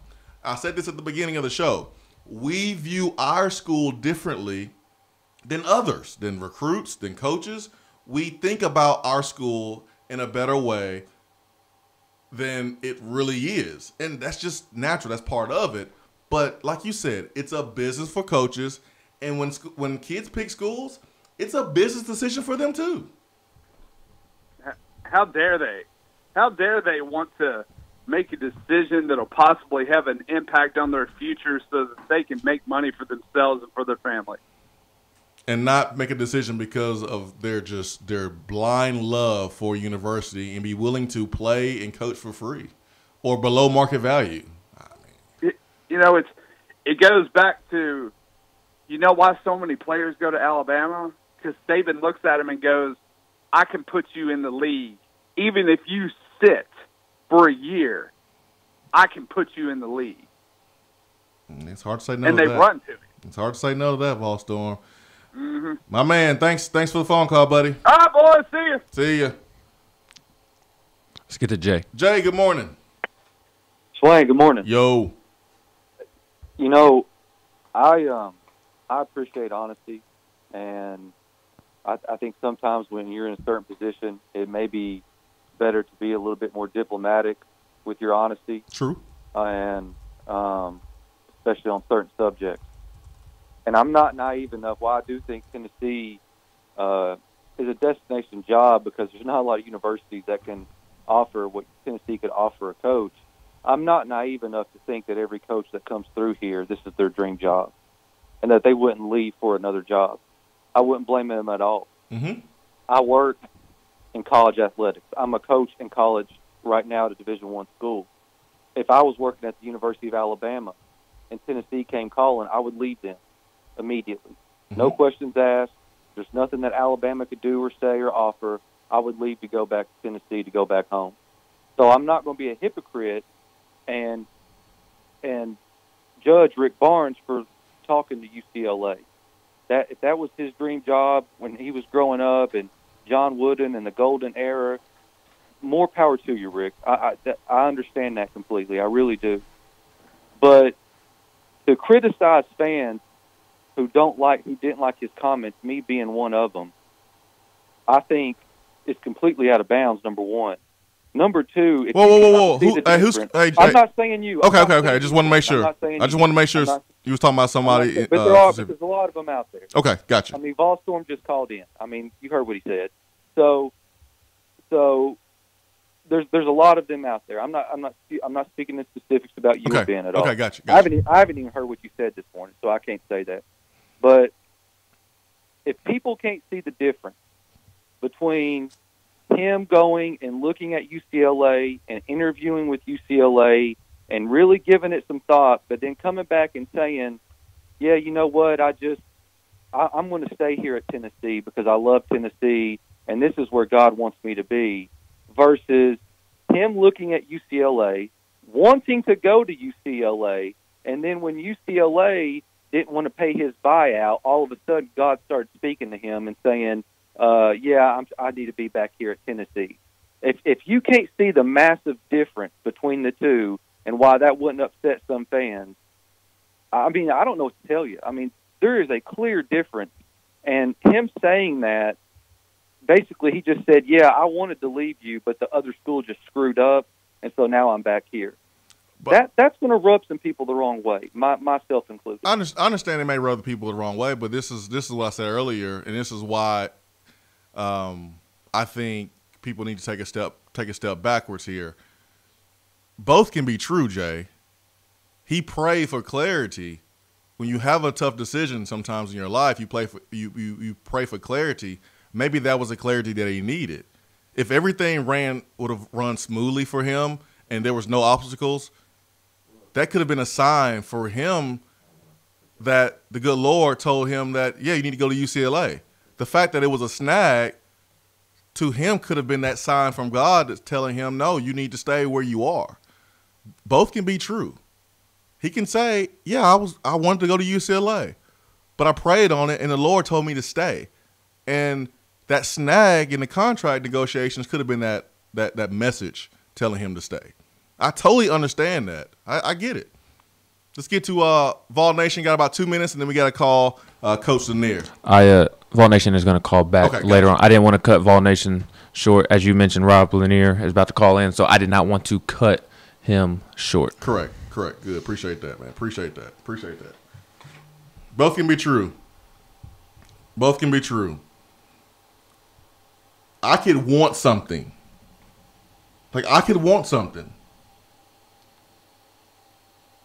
I want it. But when I pray on it, if I don't get it easily, if it doesn't fall in my arms, that could be the message that I needed to not pursue what I want. And the good Lord telling me, no, that's not what you need. You need Tennessee, and Tennessee needs you. The snagging contract negotiations with the buyout, that could have been that sign that Rick Barnes was looking for. That could have been that sign. 865-200-5503, B-Drive Waterproofing Hotline. When we return, speaking of Rick Barnes, we'll be joined by Rick Barnes' former assistant coach, Rob Lanier, who is now the head coach at Georgia State. Be right back.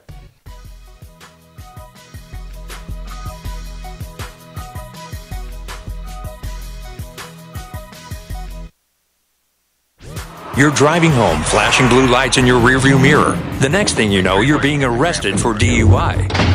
Be responsible, but remember, just because you're arrested doesn't mean you're guilty. Call DUI and criminal defense attorney Marcos Garza. Put this number in your phone right now, 865-540-8300, because you never know when you or a friend will need it. Don't say guilty, say Garza.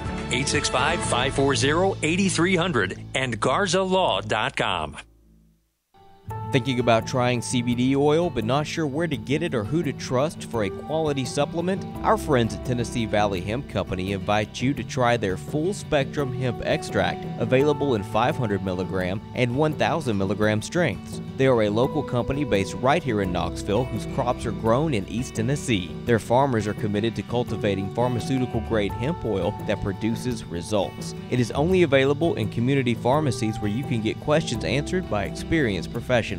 If you are unsure whether or not it's okay to take hemp extract with your existing medications, pharmacists are happy to perform interaction checks that keep you safe and healthy. You can find out more by visiting or calling any of these local drugstores: Gordon's Drugstore in Carnes, Vaughn's Drugstore in Powell, Stanford Drugs in New Tazewell, or Farragut Pharmacy in Farragut. Check them out on Facebook at Tennessee Valley Hemp Company, and don't forget to hit the like button. When you buy, remember to ask for the only hemp oil that supports your health and the power tea. Tennessee Valley Hemp Company. These statements have not been evaluated by the FDA. This product is not intended to diagnose, treat, cure, or prevent any disease. JC's Tree and Landscaping Service specializes in quality tree work done at an affordable price.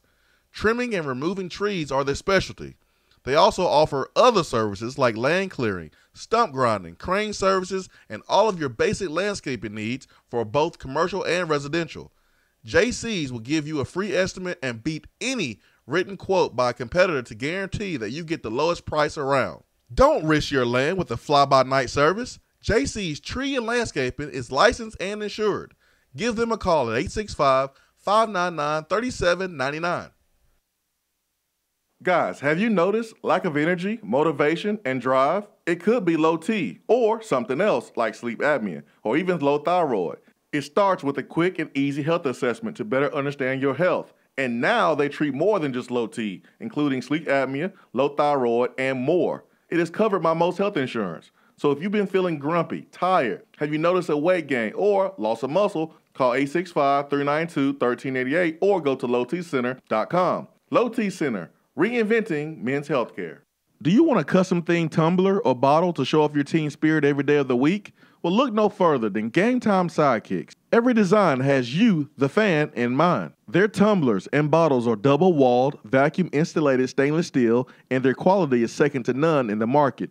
From stainless steel sippy cups to tumblers and sports bottles, Game Time Sidekicks offers something for the fan of all ages to rep their team with. They have many different logo options, so fans will have something they are proud to carry around all the time. Use promo code SWAIN at checkout to get 20% off of your entire purchase at GameTimeSidekicks.com. They also offer $5 flat rate shipping. Be sure to check out the Game Time Workshop on the website and customize your tumbler to make it one of a kind with things like your nickname, number, or initials. Game Time Sidekicks. Show your colors and carry your team.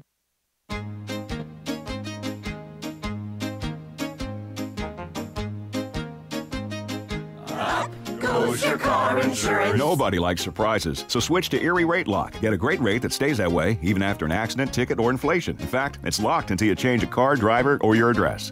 Your Erie agent in Knoxville is InsureFit RM. Get a quote at 865-684-4900. That's 865-684-4900. Erie Rate Lock does not guarantee continued insurance coverage and is not available in all states. We have all made the mistake of dropping or breaking our smartphones. See?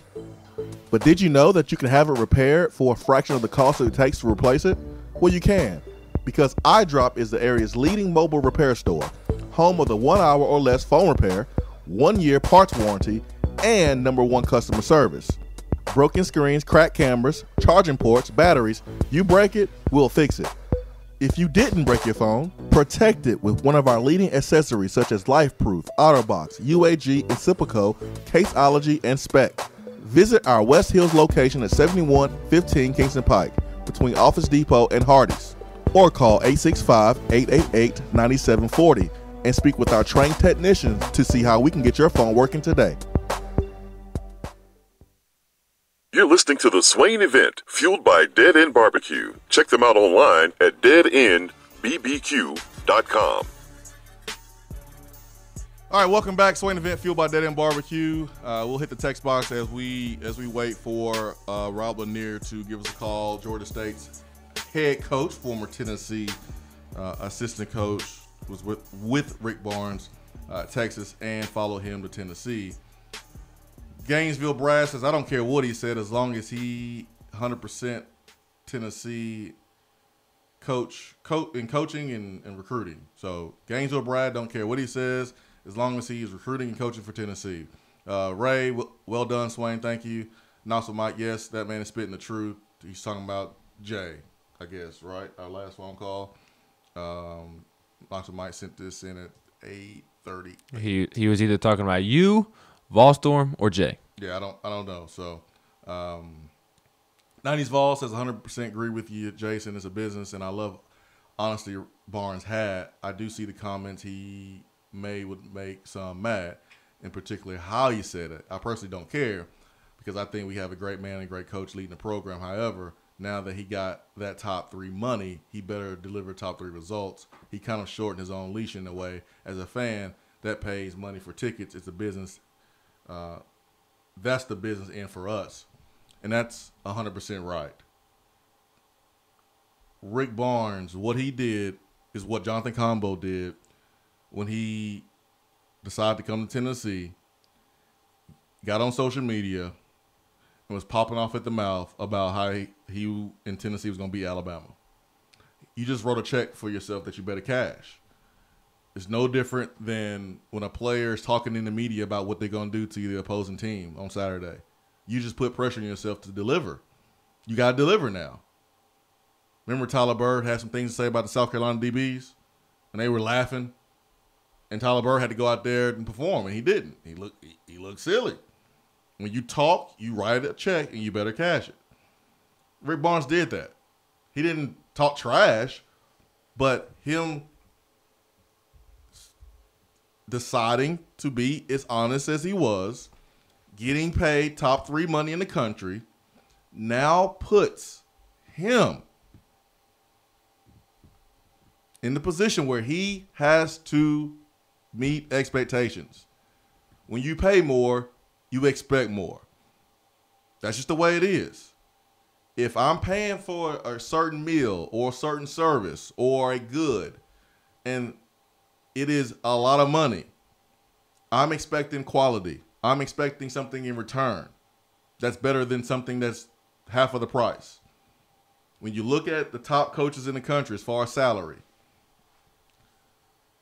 you see guys who are getting to Elite Eights, appearing in Final Fours, and that's the standard that Rick Barnes is going to be held to. But I'm not going to sit here and say, man, you better be getting the Final Fours. You better be getting the Final Fours over the next, year or two, and it better be consistent. And, man, we better expect Final Four every year. Guys, Final Fours are hard to get to. Tennessee has literally never gotten to a Final Four. So expectations can rise, and they should rise with the money that Rick Barnes will be making. But I've seen some people say that, multiple Final Fours, multiple national championships, or a national championship.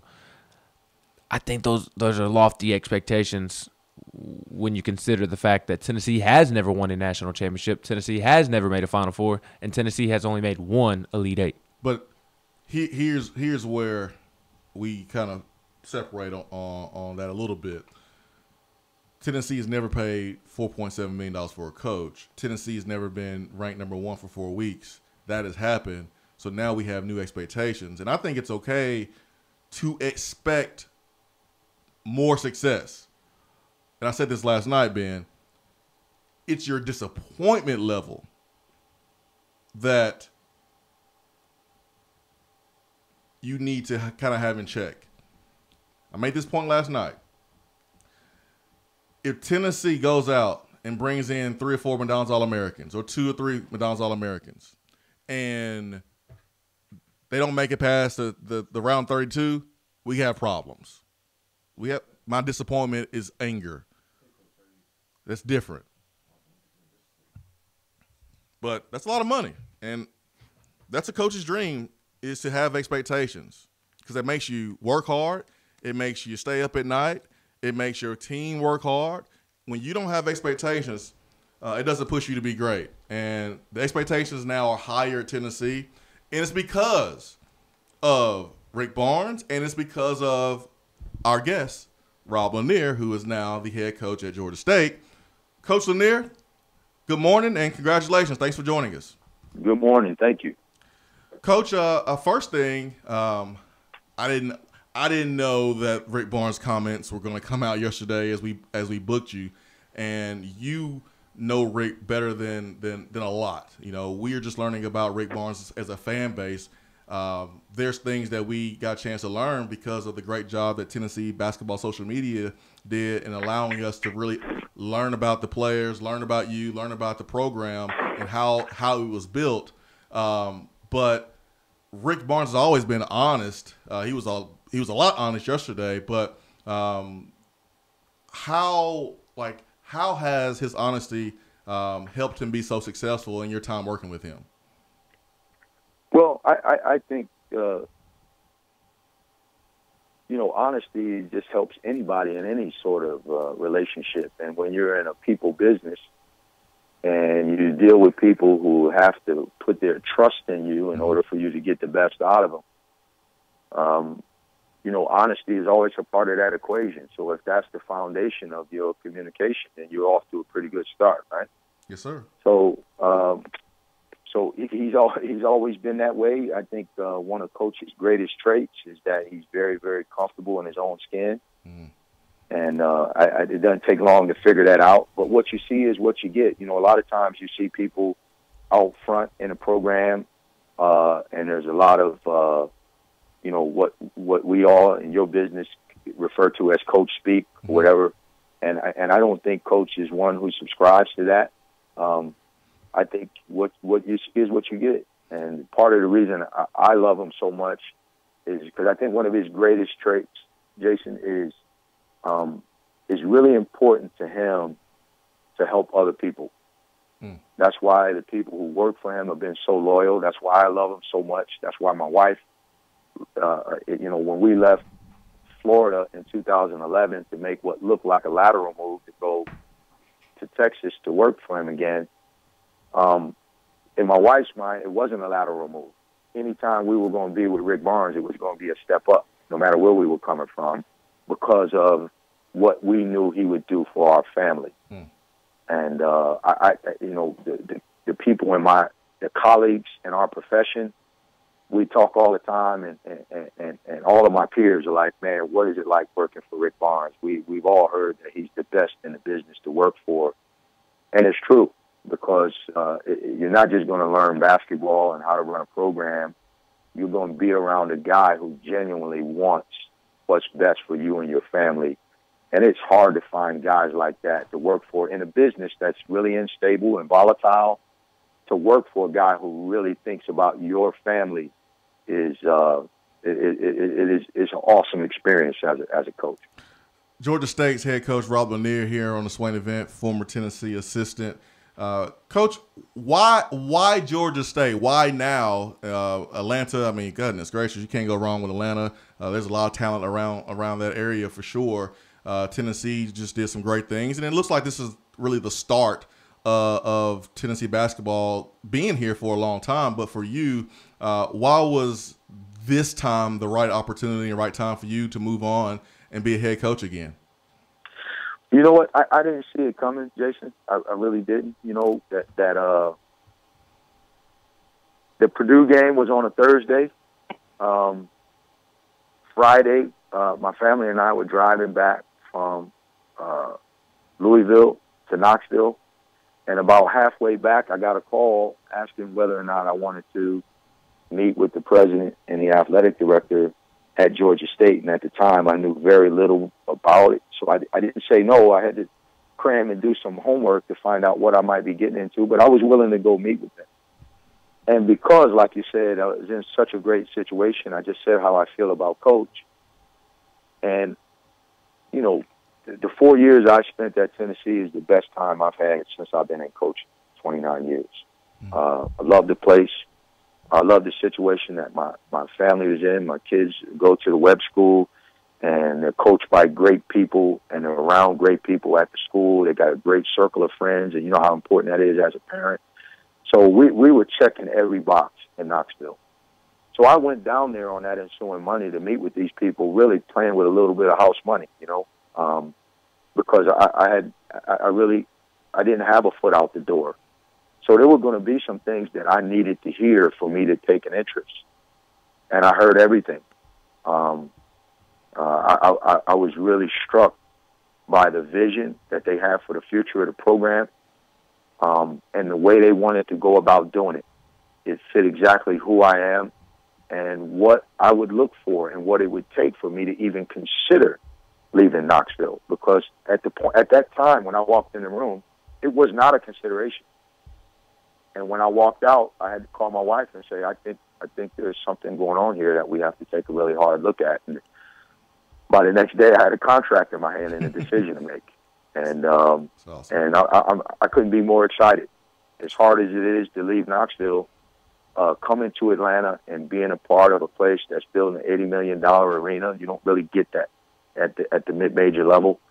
The talent that's down here, the quality of the city, and the people that I would be working for. And those relationships are so critical. And it checked every box that I had, that criteria that I had set for myself. What would it take to leave Tennessee? All those boxes were being checked. Coach Lanier, you spent 4 seasons at Siena from 2001 to 2005. What experiences at Siena do you think will help you at Georgia State, and what will your Georgia State basketball team look like? Well, you know what? Obviously, Siena is a part of my overall experience over the course of 30 years. And one of the things that I learned is that when I was young, at 28 was my first head coaching interview. Wow. And then my second head coaching interview was a week later. It's hard to get just an interview to be a head coach. But as a young coach, I had this reputation for being a young guy who had a bright future. And my reputation as a head coaching candidate was moving a lot faster than my development as a coach.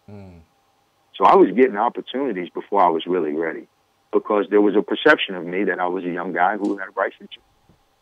And next thing you knew, I was having a press conference in 2001.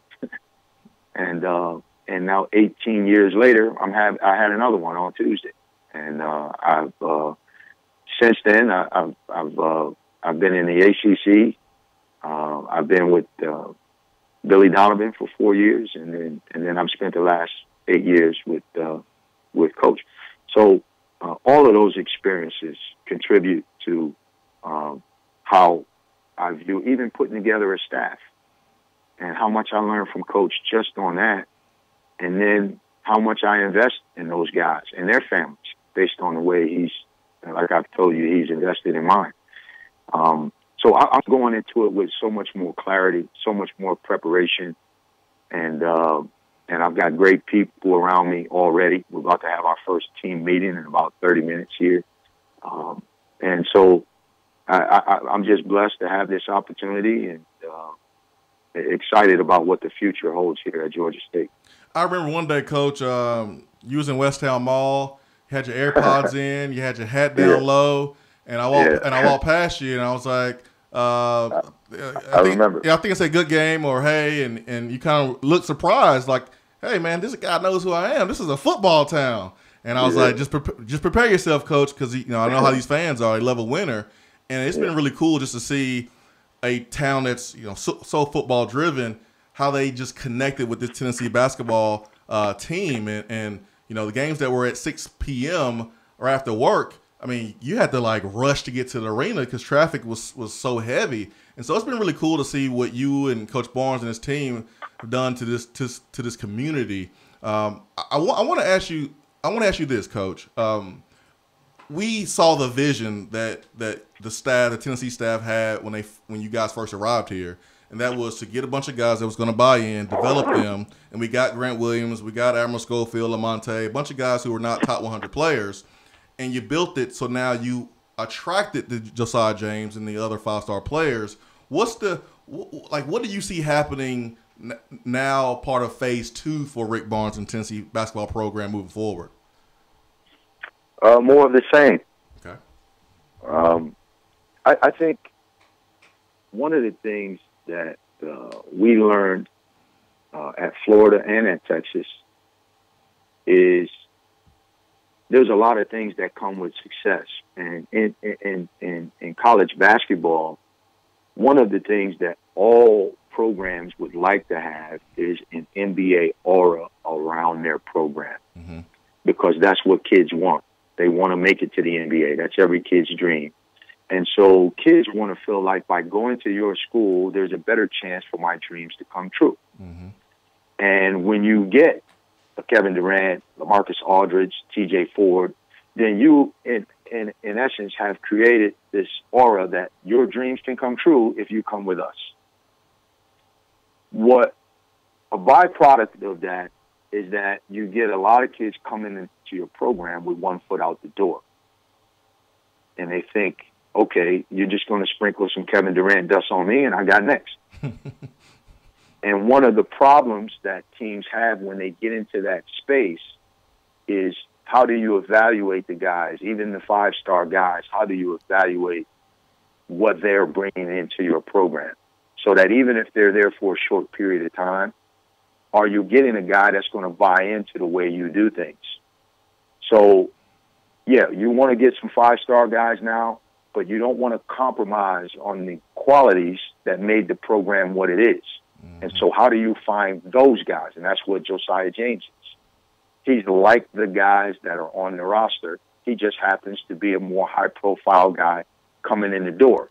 But he's got the same level of humility, the same work ethic, and the same disposition that you all have become accustomed to with the guys in the program. And so being able to make sure you identify the right guys. Some might be 3-star, some might be 5-star, but not getting away from the core of what made you who you are. And that is a challenge, because sometimes when you have the kind of success that we've had, when you call, they receive your phone calls a little bit differently now. And you'll have more people that are interested. So now the onus is on you to make sure you don't get enamored with guys who are sexy. And you stay true to who you are. And sometimes you might have to say no to a 5-star guy, even though that might not be popular. You have to get the right guys. And I think that's the next phase.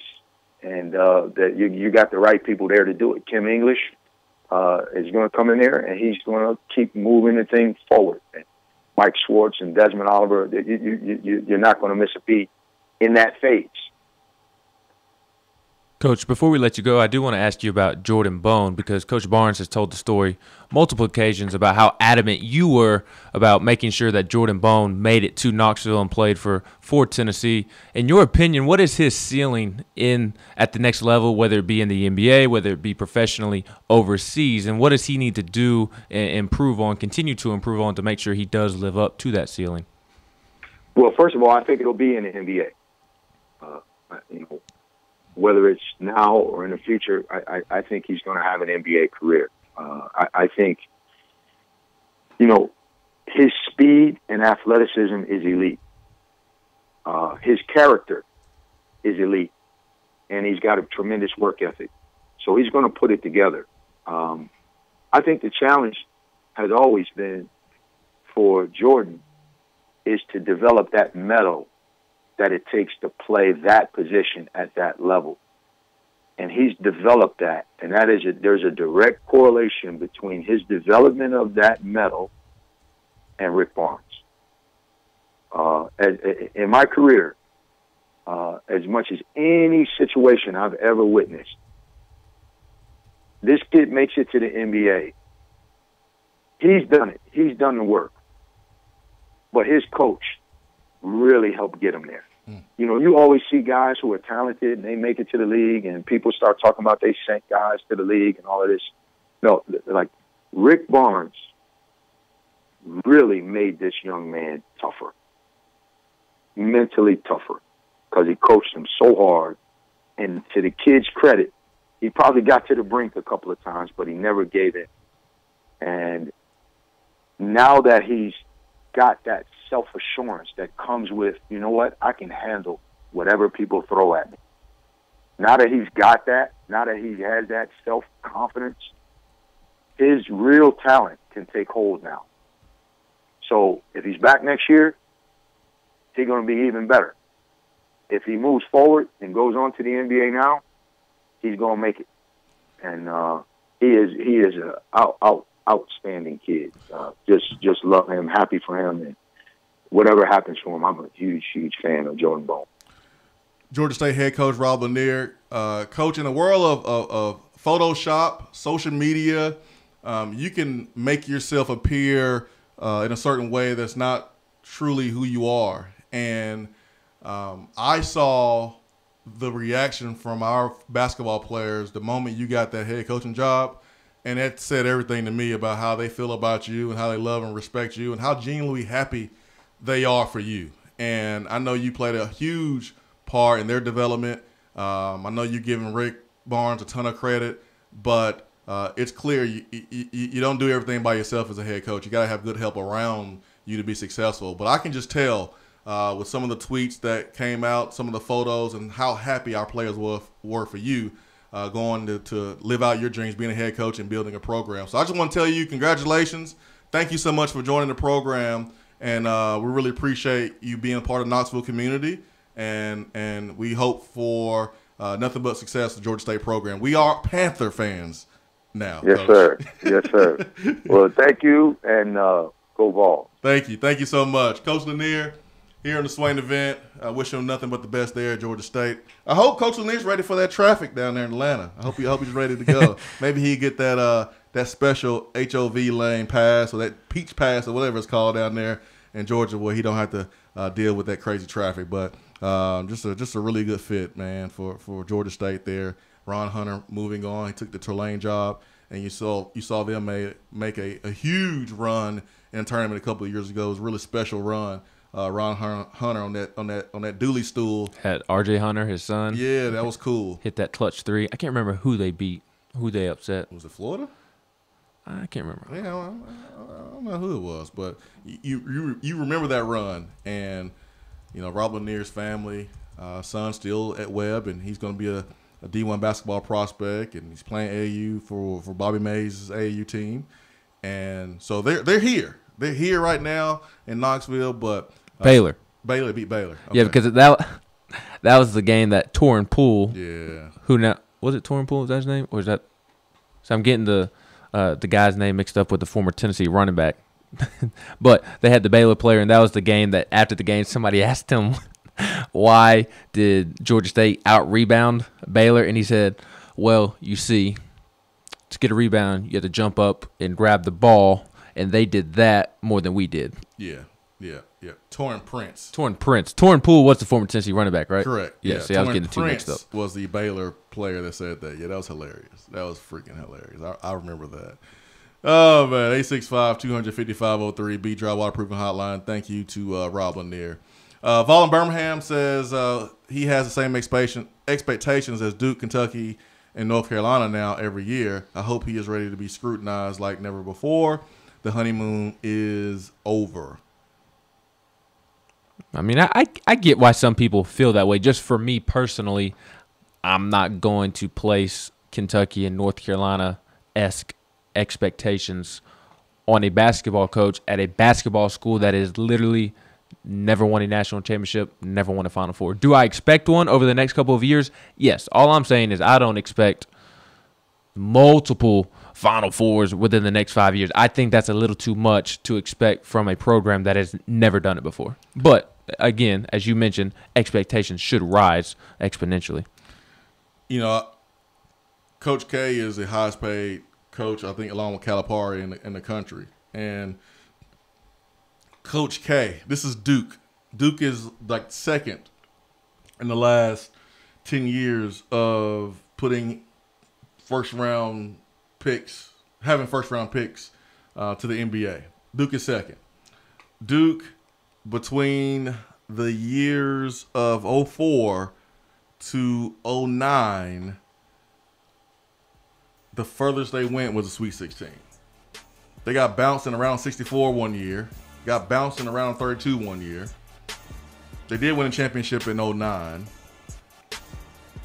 It's not like they get to the Final Four every year. No, I mean, this Duke team this year, arguably the most talented Duke team in history. I'm not going to say that they are the best team in Duke history, but arguably the most talented team in Duke history. And they got eliminated in the Elite Eight it was to Michigan State. So I think people don't realize how hard it is to get to the Final Four and get to the national championship game. Yeah, I expect to be in the mix like we were this year. Yes, consistently. That's my expectation. Now, if we go 5 years and we have not penetrated the Elite Eight, then I think I'm going to have some questions. That'll be disappointing. Yeah, that'd be why. But I think Sweet 16, Elite 8. There's going to be some years where, hey, you may not reach it to the Sweet 16. I can't sit here and look at Duke not passing the Sweet 16 for 5 straight years, and expect for us not to have a little bit of difficulties in a year or two if Duke could not pass the Sweet 16 in 5 straight years. It's hard. It's hard to do. I gotta be realistic here. So that's a big price tag that's on Rick Barnes now. $4.7 million, third highest paid coach in America. That's a big number. He has to deliver more than he has. He just has to. It's just the way it is. Fair or not, it's the way it is. Hour 3 continues after this. Stay with us.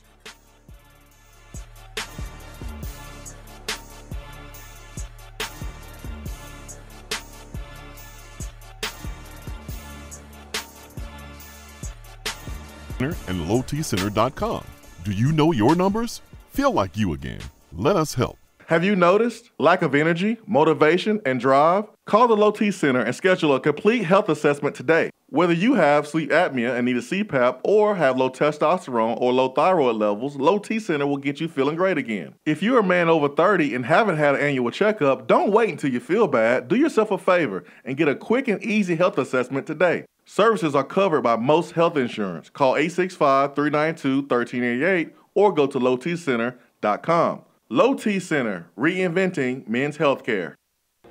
Top 100 Barbecue Restaurant Dead End Barbecue is the best place in Knoxville to get your barbecue fix. With new specials and a new menu, there is something for everyone. Monday, Tuesday, and Wednesday, try the Smokehouse Stew. Thursday through Saturday, the Hillbilly Chili is where it's at. Don't forget the half-off wings on Tuesdays from 4 to 8 p.m. and the salmon plate on Friday. The people spoke and Dead End listened, adding Dead End Society favorites like the Bernie Mac, Randall's Kitchen Sink Burrito, and the Barbecue Cheddar Meatloaf to the menu full time. Whether it's a game day or any day, at Dead End Barbecue, the mouth-watering barbecue search is over. Are you looking to buy, sell, or invest in real estate? Then call me, Jennifer Morris, at 865-694-5904. Listen to what the Tarver family had to say. Jennifer was our realtor recently and helped us find our dream home. She also helped us sell our home, and we had a signed contract in only 2 days. Her greatest strengths are her patience and personality. We never felt pressured, and I would highly recommend her in buying and selling a home. Call me, Jennifer Morris, at 865-694-5904 or email me at jennifermorris865@gmail.com. When you see the happy face on our truck, you'll be smiling because you'll know that you're in love. It's freezing in here, Mary. What's wrong with your heater? The repairman can't get here till next week. Sugar, you've got the wrong guy. My guy is fast and has free heating service calls when he does the repair. Hi, I'm Jimmy Hiller. Take advantage of a free service call with any repair. Call the Happy Face Truck today. JC's Tree and Landscaping Service specializes in quality tree work done at an affordable price. Trimming and removing trees are their specialty. They also offer other services like land clearing, stump grinding, crane services, and all of your basic landscaping needs for both commercial and residential. JC's will give you a free estimate and beat any written quote by a competitor to guarantee that you get the lowest price around. Don't risk your land with a fly-by-night service. JC's Tree and Landscaping is licensed and insured. Give them a call at 865-599-3799. For a replay of each day's Swain Event TV, like us on Facebook.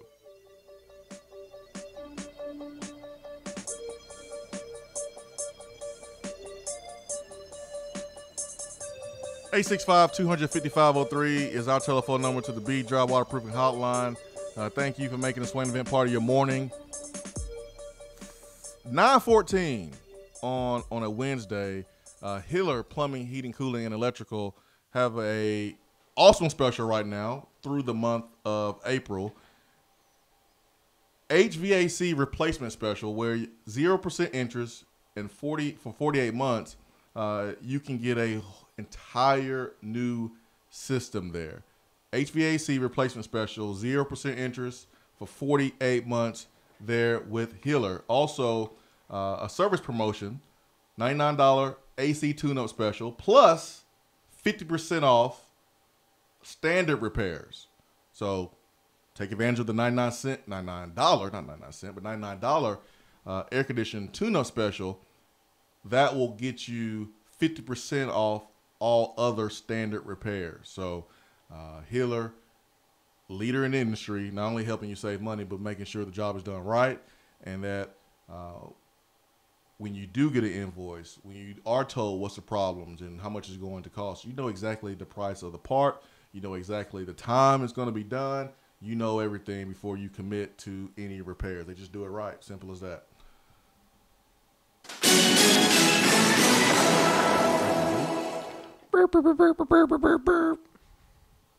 Keldon Johnson has announced that he will remain in the NBA draft. Kentucky forward. Not the biggest breaking news, but breaking news nonetheless. I guess it is, since Tennessee has to play against those guys. I mean, Tennessee's biggest basketball rival. I don't quite understand why Keldon Johnson is staying in the draft. I think he could really benefit from another year in college, but hey, more power to him. But let it be known that P.J. Washington is going to be drafted in the first round. Tyler Hero, Keldon Johnson, they'll be both drafted in the first round. And yet they still did not win a national championship. All that talent at Kentucky. Continue to waste it, Coach Cal. Continue to waste it. Didn't even make the Final Four. Beautiful. Continue to waste all that talent, Coach Cal. Not so, Mike. Rick Barnes wants to be somewhere where basketball is king, plain and simple. Just look at his coaching career. Gosh, the fakeness from these fans trying to make themselves feel better is sickening. But if Rick Barnes wanted to be at a school where basketball is king, wouldn't he have left for UCLA? Yeah. Like, why is he at Tennessee if he wants to be at a place where basketball is king? Yeah, I mean, we have to understand if Rick Barnes really wanted to leave, he could have left. Like, he could have left. And been paid pretty handsomely. Yeah, he would have been paid. If he really wanted to leave, he would have left. And what's wrong with wanting to be somewhere but realizing that he need to stay here? Because if I'm a football coach, I want to be somewhere where I have all the resources to be successful. I mean, here's an example of us thinking and putting Tennessee in a place where maybe it's not realistically. This is a great job. Tennessee football is a great job. But there's other jobs that are better. Why is it better? It's easier to recruit. Maybe the conference is not so hard. Maybe administration is more established. Tennessee is a special place. Tennessee is a really good job. But I think sometimes we put Tennessee on a pedestal and we don't realize that we may not belong on the pedestal as the best job. We have a good job. We have a great fan base.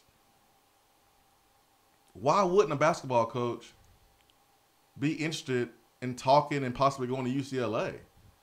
I mean, that's like when Nick Saban retires. Why wouldn't a coach be interested in going to Alabama?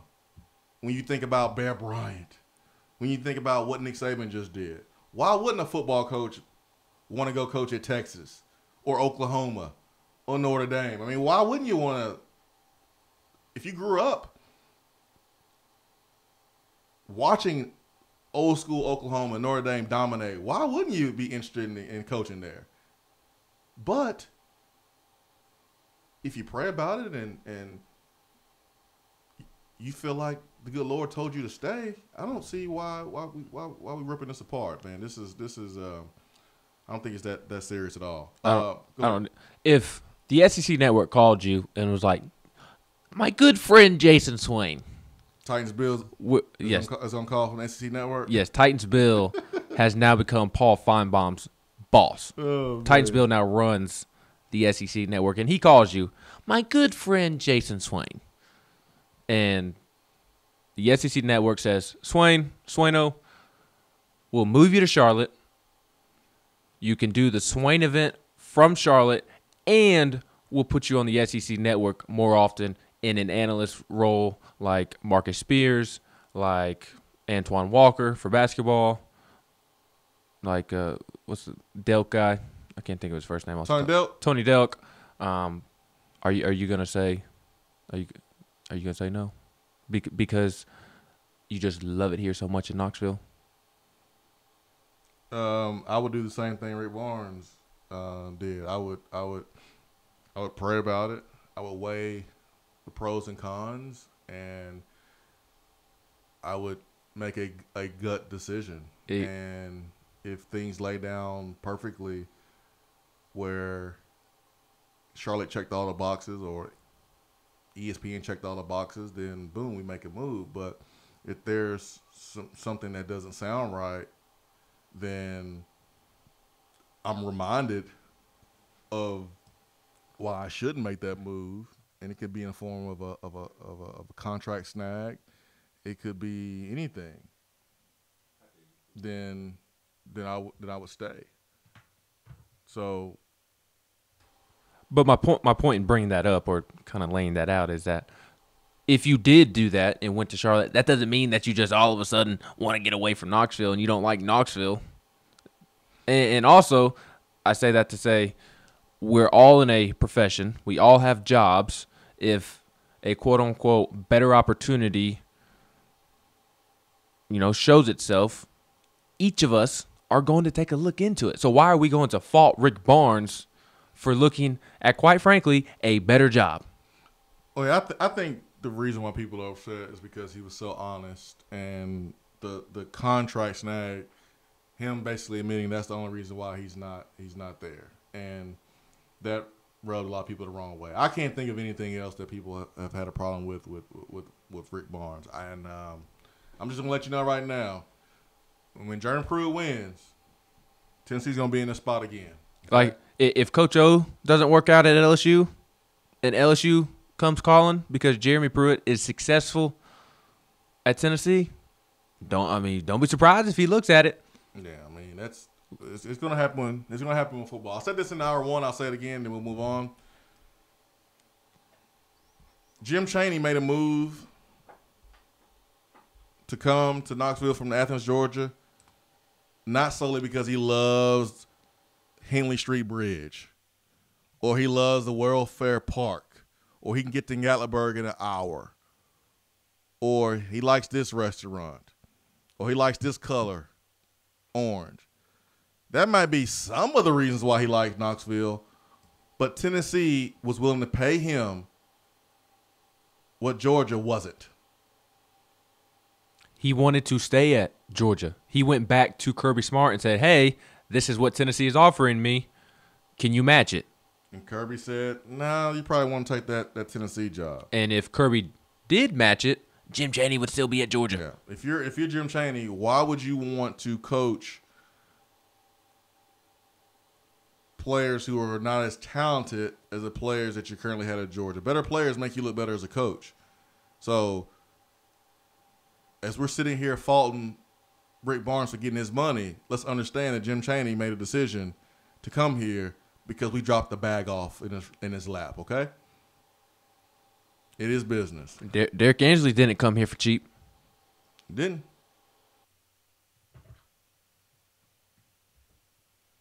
Yep. Now, so Mike, you're right. You're making my point for me. I understand him wanting to go to UCLA. It's a basketball school.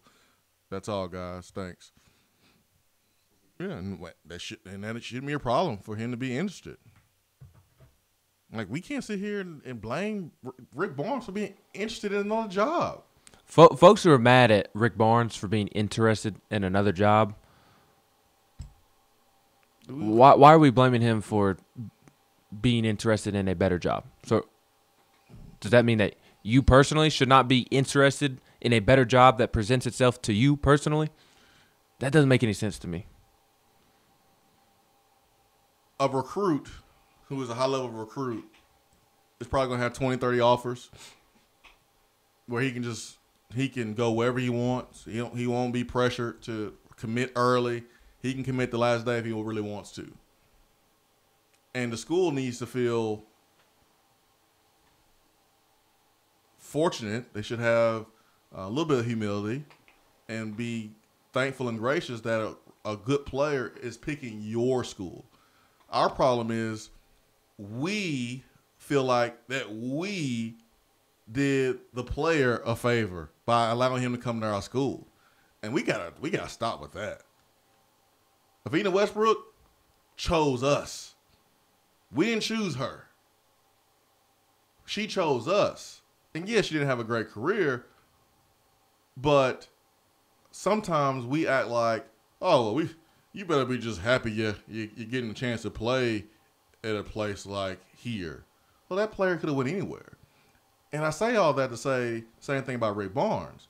Like, let's think about this job before Rick Barnes got here. Bruce Pearl elevated his profile, but Conzo was ran off. Donnie Tyndall was fired after 1 year because we didn't do our due diligence. And really before Bruce Pearl, I mean, it wasn't all that great. I mean, Jerry Green had a run there when Ron Slade was playing, and they whooped some butt and had an opportunity to make a run in the tournament. But Rick Barnes has raised a profile here, and we should be gracious. We should feel fortunate that we have a Rick Barnes as our coach, and that's just me keeping it real. That's me keeping it real. I get that his honesty could rub you the wrong way. That's fine. Be rubbed the wrong way, but man, don't make a mountain out of a molehill. Is all I'm saying. All right, let's go back to the phones. Who we got? We got Vol Nation. Vol Nation. Good morning. Morning, family. How y'all doing, man? What's up? Hey, man, just chilling, listening to the radio. Oh, man. Really cool program. The Swain event, man, is awesome. You got to check it out, man. Oh, man. I heard about the Swain event, man. Hey, man, great show as always. I've been listening to you guys about Coach Rick Barnes and the Tennessee program and things of that nature. What you said earlier, I think, was right on point. I think sometimes we get caught up in the details and what he's saying compared to maybe the process of how he came to his conclusion to actually remain here. I mentioned about a week and a half ago that Coach Barnes, his whole life has changed, I won't say recently, but the past few years compared to how he thought and what was considered a priority maybe 5 or 10 years ago because of his faith. And as a believer, a lot of times what we want to do is we want to share something that God is doing, especially when we make a decision for him. And then in the process of the next 2, 3, 4, 5 years, all of a sudden you begin to see the fruit of that decision. And I believe that's why he did what he did and he shared what he shared. His heart was like he wanted God's perfect will in this situation. But in the natural, he was just being real. Hey, I was literally thinking, I'm getting ready to retire. This is going to be it. You're thinking about UCLA. You're thinking about the beach. You're thinking about all the nice warm weather, the money. It's a blue blood school, the prestige. All that was included. So he had to consider that because, this, like many people have said, it's probably going to be it for him. And so that's natural for anyone to consider that. And he shared that. Maybe that was a little bit more too real, like you mentioned, for a lot of people, but I understand that, And he said if they had worked it out, I would have been there. But once again, he said he wanted to have clarity from God. And what he did was pray about it. And when he prayed about it, and you said it perfectly earlier, when negotiations broke down and they came back with the decision, that was the confirmation that he needed in order to know that he was supposed to remain at Tennessee. Because above all of his wants and desires and all that other stuff, he preferred to be in God's perfect will than his own. One thing that, and I'll share this briefly about, like for me, I'm a nuclear medicine technologist. I graduated years ago, and when I graduated and took the course, I was one of just a few people that graduated and had X-ray as well as nuclear medicine. Now, the significance of that was that there was only a very few, very minimal, a small percentage in this entire region that had those two particular modalities.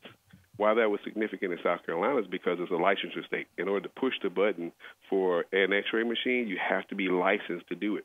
Well, because they were fusing the nuclear medicine equipment with some of the X-ray equipment called SPECT imaging, you had to have that licensure in order to push the button. So when I graduated, I was highly marketable. And I had a choice to go to Charleston or to go to Spartanburg. Now, Charleston, they were building a brand-new wing on the hospital. It was open glass. It looked over at the ocean. They had brand new equipment. They were going to increase my pay by a lot. They were putting me up where we could live in a nice section of town. I mean, I was all about it. I was like, this is what I want right here. I can smell the air from the ocean right now. I was getting excited, right? I wanted to move to Charleston. My wife was like, okay, that's cool. That sounds great. The kids, they'll deal with it. So we were ready to move. And then Spartanburg offered me a position as well. So, and they were paying me pretty good money as well. But I mean, Spartanburg was nice, but it wasn't quite as nice as MUSC and down there in Charleston. I was like, whatever. I'm going to Charleston. But for some reason, Charleston did not want to move us. That was significant because we couldn't move ourselves. I was like, well, and I said, God, if you want us to move there, you're going to have to make sure that they move us. You know what I'm saying? Everything else has worked out fine, but that one thing is critical because I got to be able to get there. I couldn't move my family. They refused to do it, and eventually they shut negotiations down and just called it a day. Well, that gave me clarity of, well, I guess we're going to move on to Spartanburg, which we did. Moving to Spartanburg put my children in one of the best schools in this area. And they all graduated with honors and did well. They went on to college. We got plugged into our church. We began to do the things that we were called to do, which is marriage ministry. And we've been doing that for a number of years and ministered to thousands of couples. And we've gotten a lot of things that God promised, and we knew that he had promised right here where we're at. And it was all because I made a choice to allow God to work it out. And then when I made that decision, I trusted him in the process. And so what this testimony that he was sharing is he's sharing it from the beginning, saying, hey, God closed the door there, opened the door here, and I know that there's special things that's going to take place in his family's life and probably in this program as well. But he's telling you now so that way when it happens, you can see the fruit. I even got to a point here where I would probably not be on your radio station and be Vol Nation that people know if I had moved to Charleston. Because I wouldn't have probably been driving 5.5 hours where I can drive 3. That's not a big deal, but 5.5 hours has been a little bit of a stretch for me. And I may or may not have been listening to the radio program and things of that nature, and we may not have the relationships that I have because of the decision to move to Spartanburg compared to moving to Charleston. And that's how big those decisions are when you trust in him rather than doing what you want to do. Does that make sense? Makes perfect sense, Vault Nation. And, man, thanks so much. It makes perfect sense. And you knew Vault Nation was going to drop that knowledge today. That's Vault Nation. Let's get to Turkey Man next. Turkey Man. Good morning, individuals. Good morning, my friend. My fine friend. When you was talking about that, men was talking about that Titans bill as ESPN and that offering you this position. And I was thinking, well, he left out Mike Griffith. He could be another Mike Griffith. Who that? Yeah, who that? Hey, I enjoyed your show as always. But this morning, there's been a lot of knowledge dropped and a lot of life-changing things that you've dropped there today. And I think Ball Nation hit right on it. And of course, you have too, my brother. You've hit on it too. It's important that we ask God what direction for us to take in our lives, and when we do that, a lot of times it makes people that don't believe that's their choice. It's a choice thing. They a little bit uncomfortable, but I'm going to share a little bit. Something happened to me years ago, and I'm going to make it quick. But there was a situation I was in, and it was a hard situation as far as making a decision wise, and I had to make some decisions for some young men's lives in that regards, and I had not taken a paycheck for several weeks there, and I prayed the Lord what to do, and so I had left to go do some things and pay some bills, and I looked at my bank book and I was $200 short, and so I'm headed up the road there, and I run into a detour sign, and detour took me down another road, and I come out at a I could turn left and go where I wanted to go, and I could turn right and go where I wanted to go, and I said, Lord, you're in charge. Do you want me to go right or left here? And you know where I'm coming from, if you believe. And so it was turn right, and so that's what I did. And I go and made just a little ways and into a curve, and there was a car. I met him, truck come around that curve, and it went to blinking lights, and I realized it was an individual that I knew, but this individual always wanted something when I seen this individual, and so I pulled over, and I'm feeling down and out just like we do when we go through those things. And when he walked up the door, I said, "What can I do for you today?" Because that's what they wanted every time I seen him. And he said, "I couldn't sleep, I can't eat," and he said, "Lord told me to find you and give me the exact amount of money that I needed to pay my bill." Mm.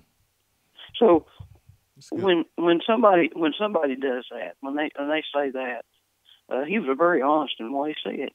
But the thing about it is, as far as Rick Barnes goes, but the thing about it is, he's saying, yes, if God had taken me this direction and the money had worked out, if this had worked out, that's what I'd done. But I did not do this for the money. And that's what people say, how Steve Spurrier used to do all the time, just get a pay raise, that I didn't do this just for the money.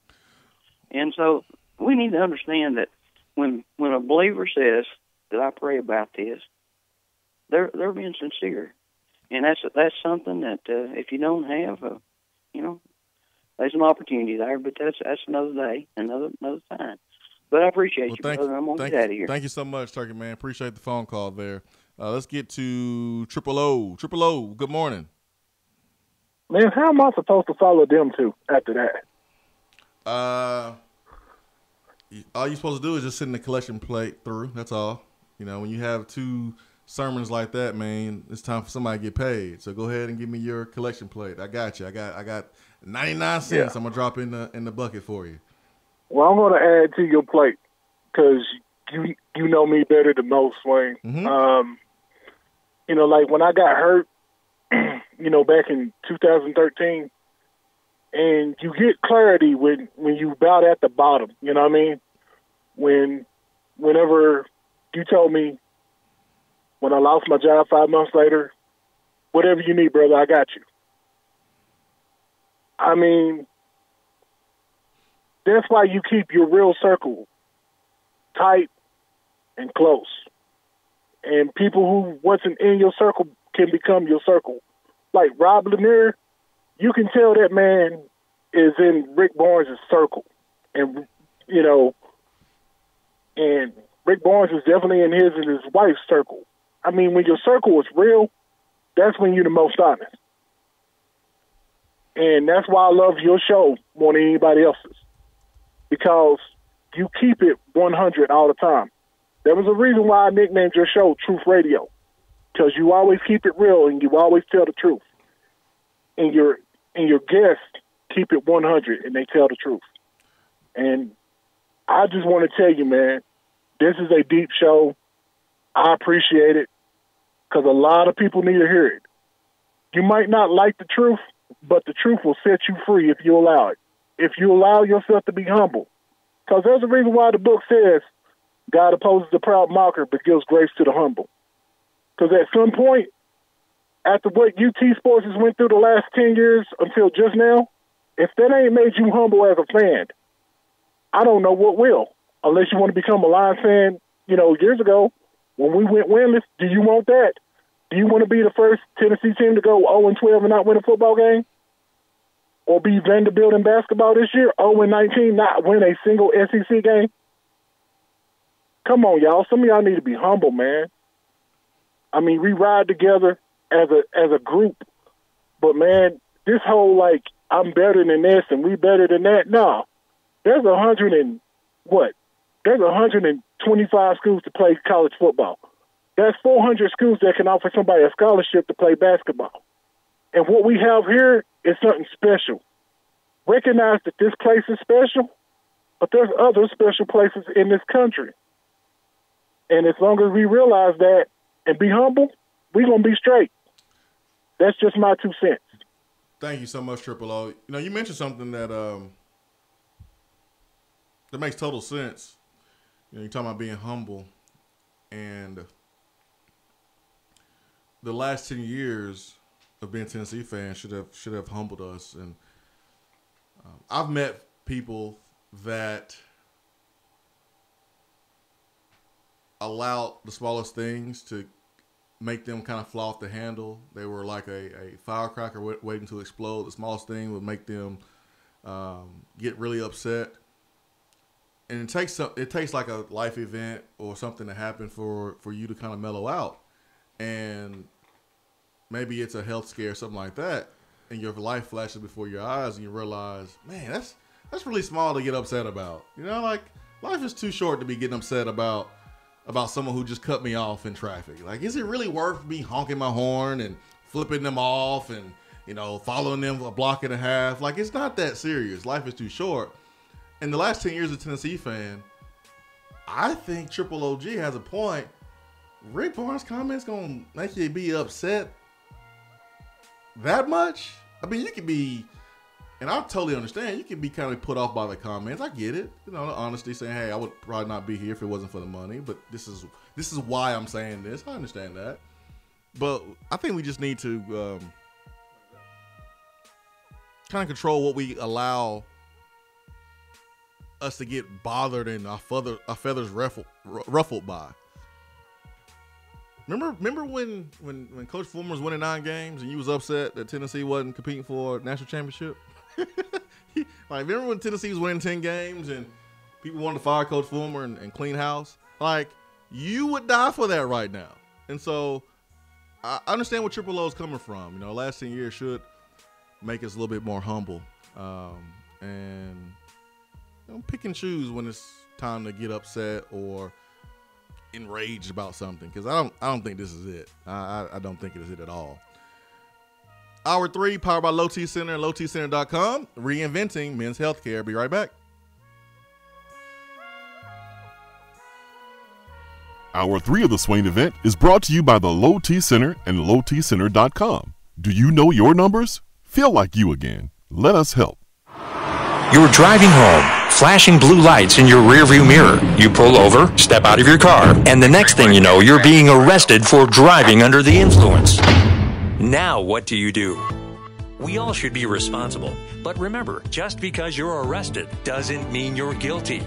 Call criminal defense and DUI attorney Marcos Garza at 865-540-8300. The investigative teams at the Garza Law Firm know the justice system inside and out. They utilize cutting-edge technologies and investigative methods to prepare your specific case. Before you plead guilty to any criminal charges, call criminal defense and DUI attorney Marcos Garza. Put his number in your phone right now, 865-540-8300, because you never know when you or a friend will need it. Don't say guilty. Say Garza. 865-540-8300. 865-540-8300 and GarzaLaw.com.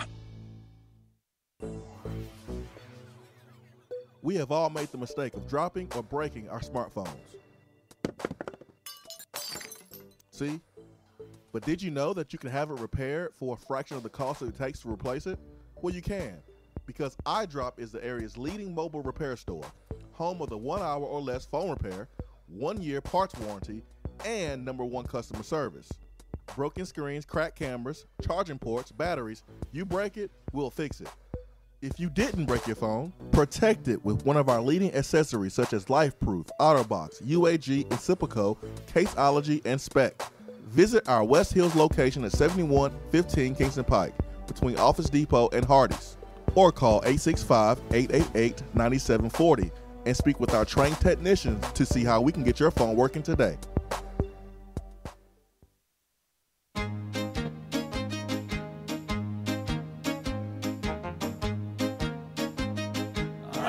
Goes your car insurance. Nobody likes surprises, so switch to Erie Rate Lock. Get a great rate that stays that way even after an accident, ticket, or inflation. In fact, it's locked until you change a car, driver, or your address.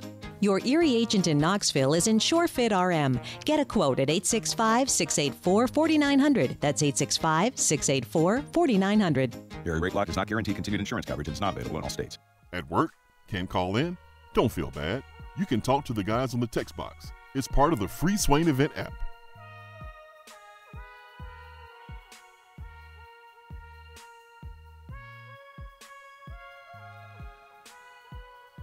We are going back to the phones. We get to Rob in Arkansas, then Chris and JC. Rob, good morning. Thank you for calling in. Hey, good morning, man. Good morning. Hey, look, I'm going to be on the dissent of this because, in all honesty, it sounds, first and foremost, I guess in 3 Timothy it says if the buyout is greater than you have to take the buyout, then that's not of God. I'm sorry. It was a business decision, and I'm good with that. Quit calling it godly. It's not godly. It's a business decision. If Bush's beans is more expensive at the store than the store brand, and I think they're the same beans, I buy the store brand. That's not God sitting there telling me how to buy beans. That's a business decision. And to me, that's the thing that bugs me here is quit copying God when you made a simple decision that people want to say. Plus, let's face it, who in this conference besides Kentucky has the fan support we do? And the difference between us and Kentucky, they have a reason to support that team. In all honesty, we don't have a history, yet we show up.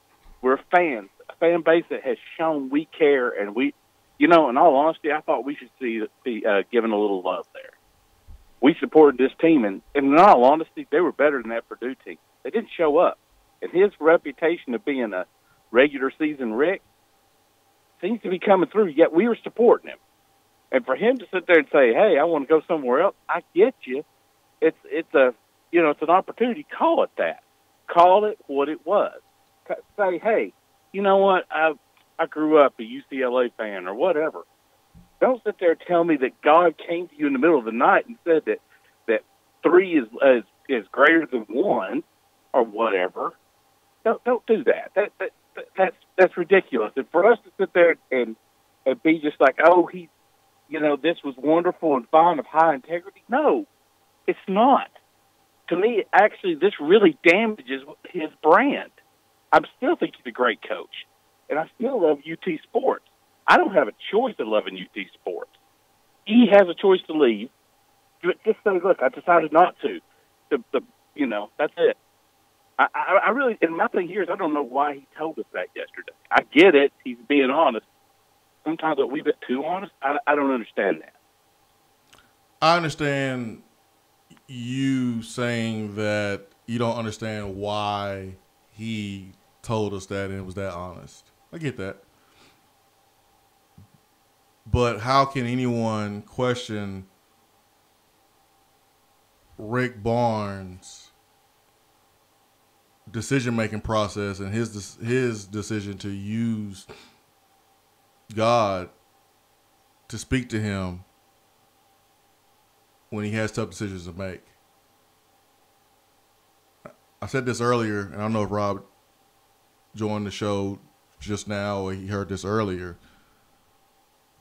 but I think folks are kind of missing the boat on what Rick was saying.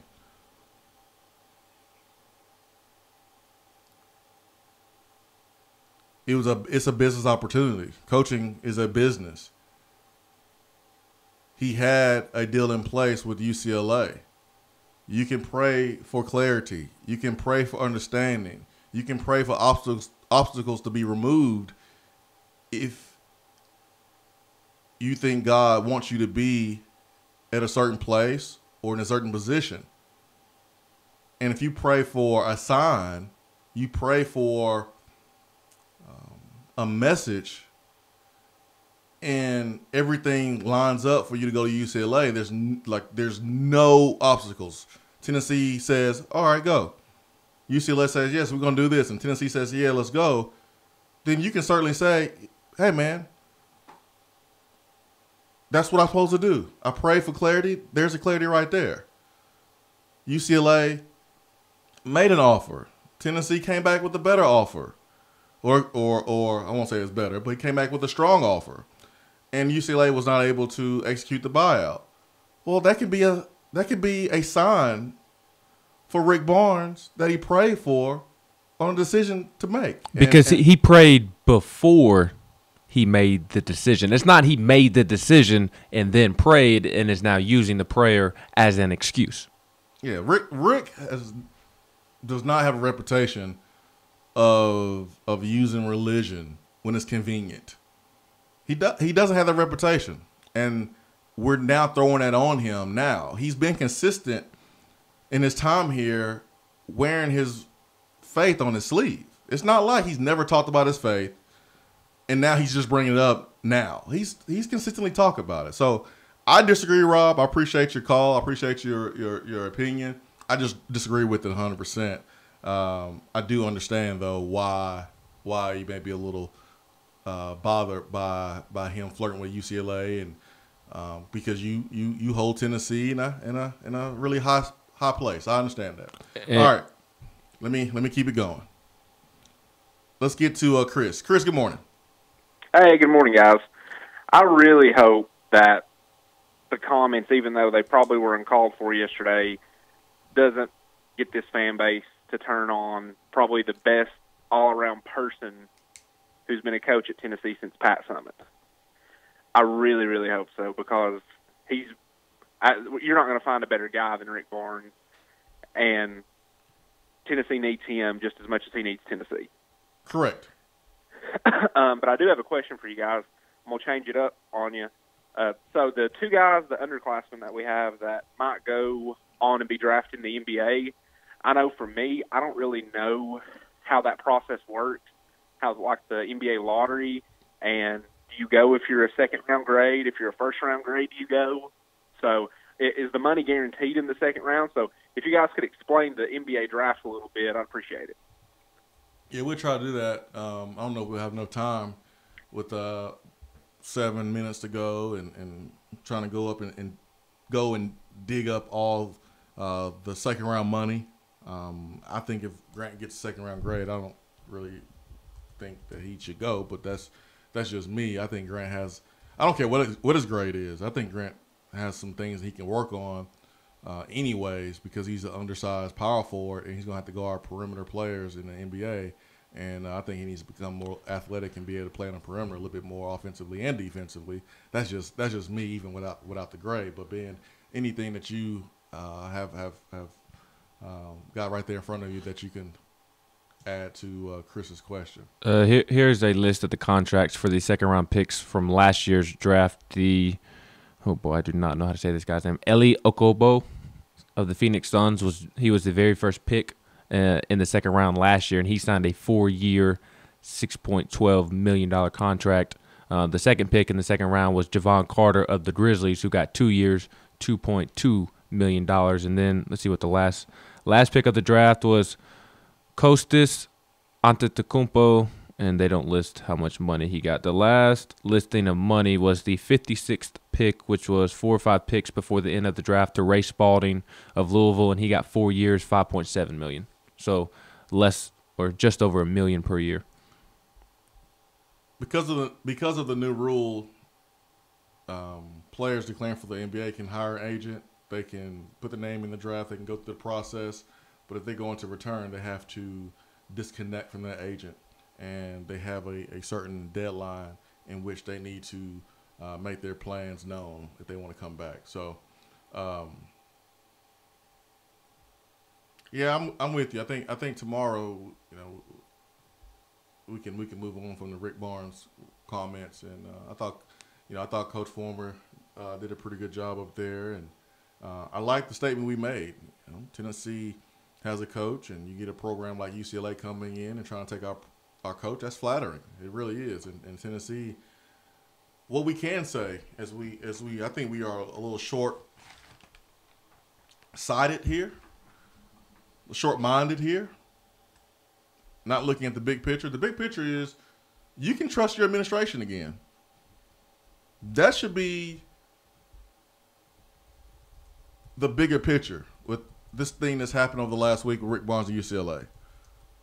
The things that you said about your administration for the last 10 years about how we were not serious about winning, how we valued buildings and things rather than people, that narrative has changed over the last week.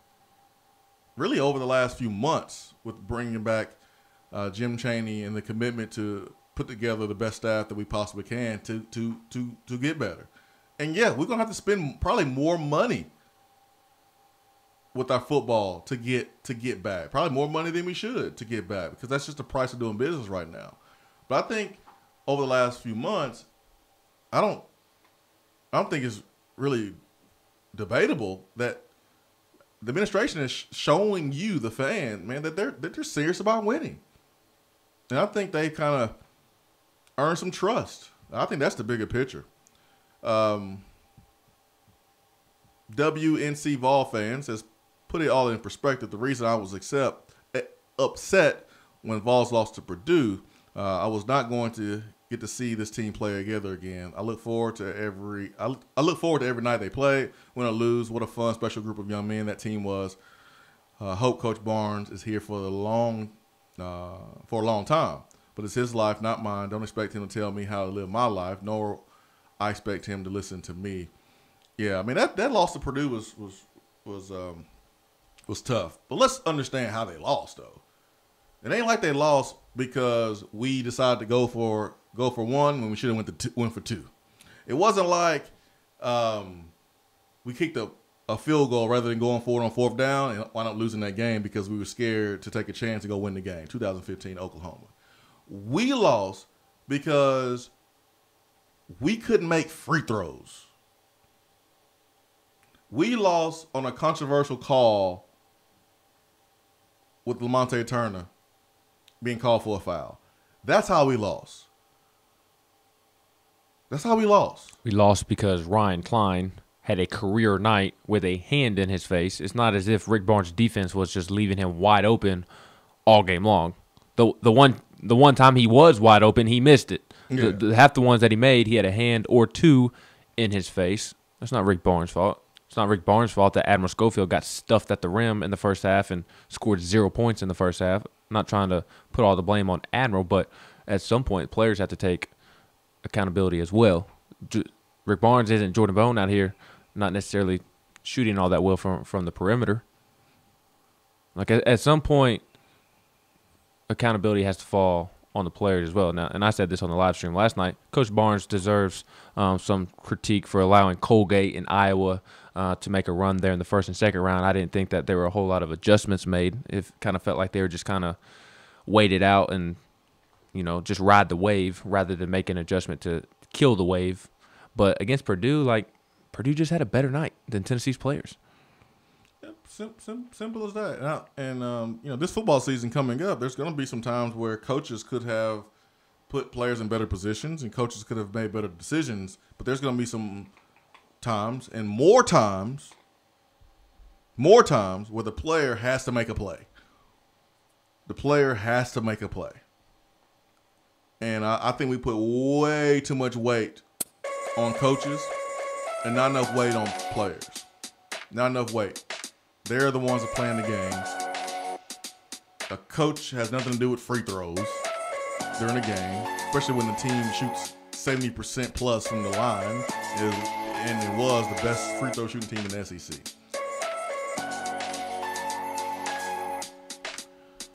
Tomorrow, 7 a.m., we will be back, and we will move on from the Rick Barnes comment. For Ben McKee, I am Jason Swain. Hope you have a great Wednesday. Peace and love. Hour 3 is powered by Low T Center and lowtcenter.com. Reinventing men's healthcare. We are out. Have a great day.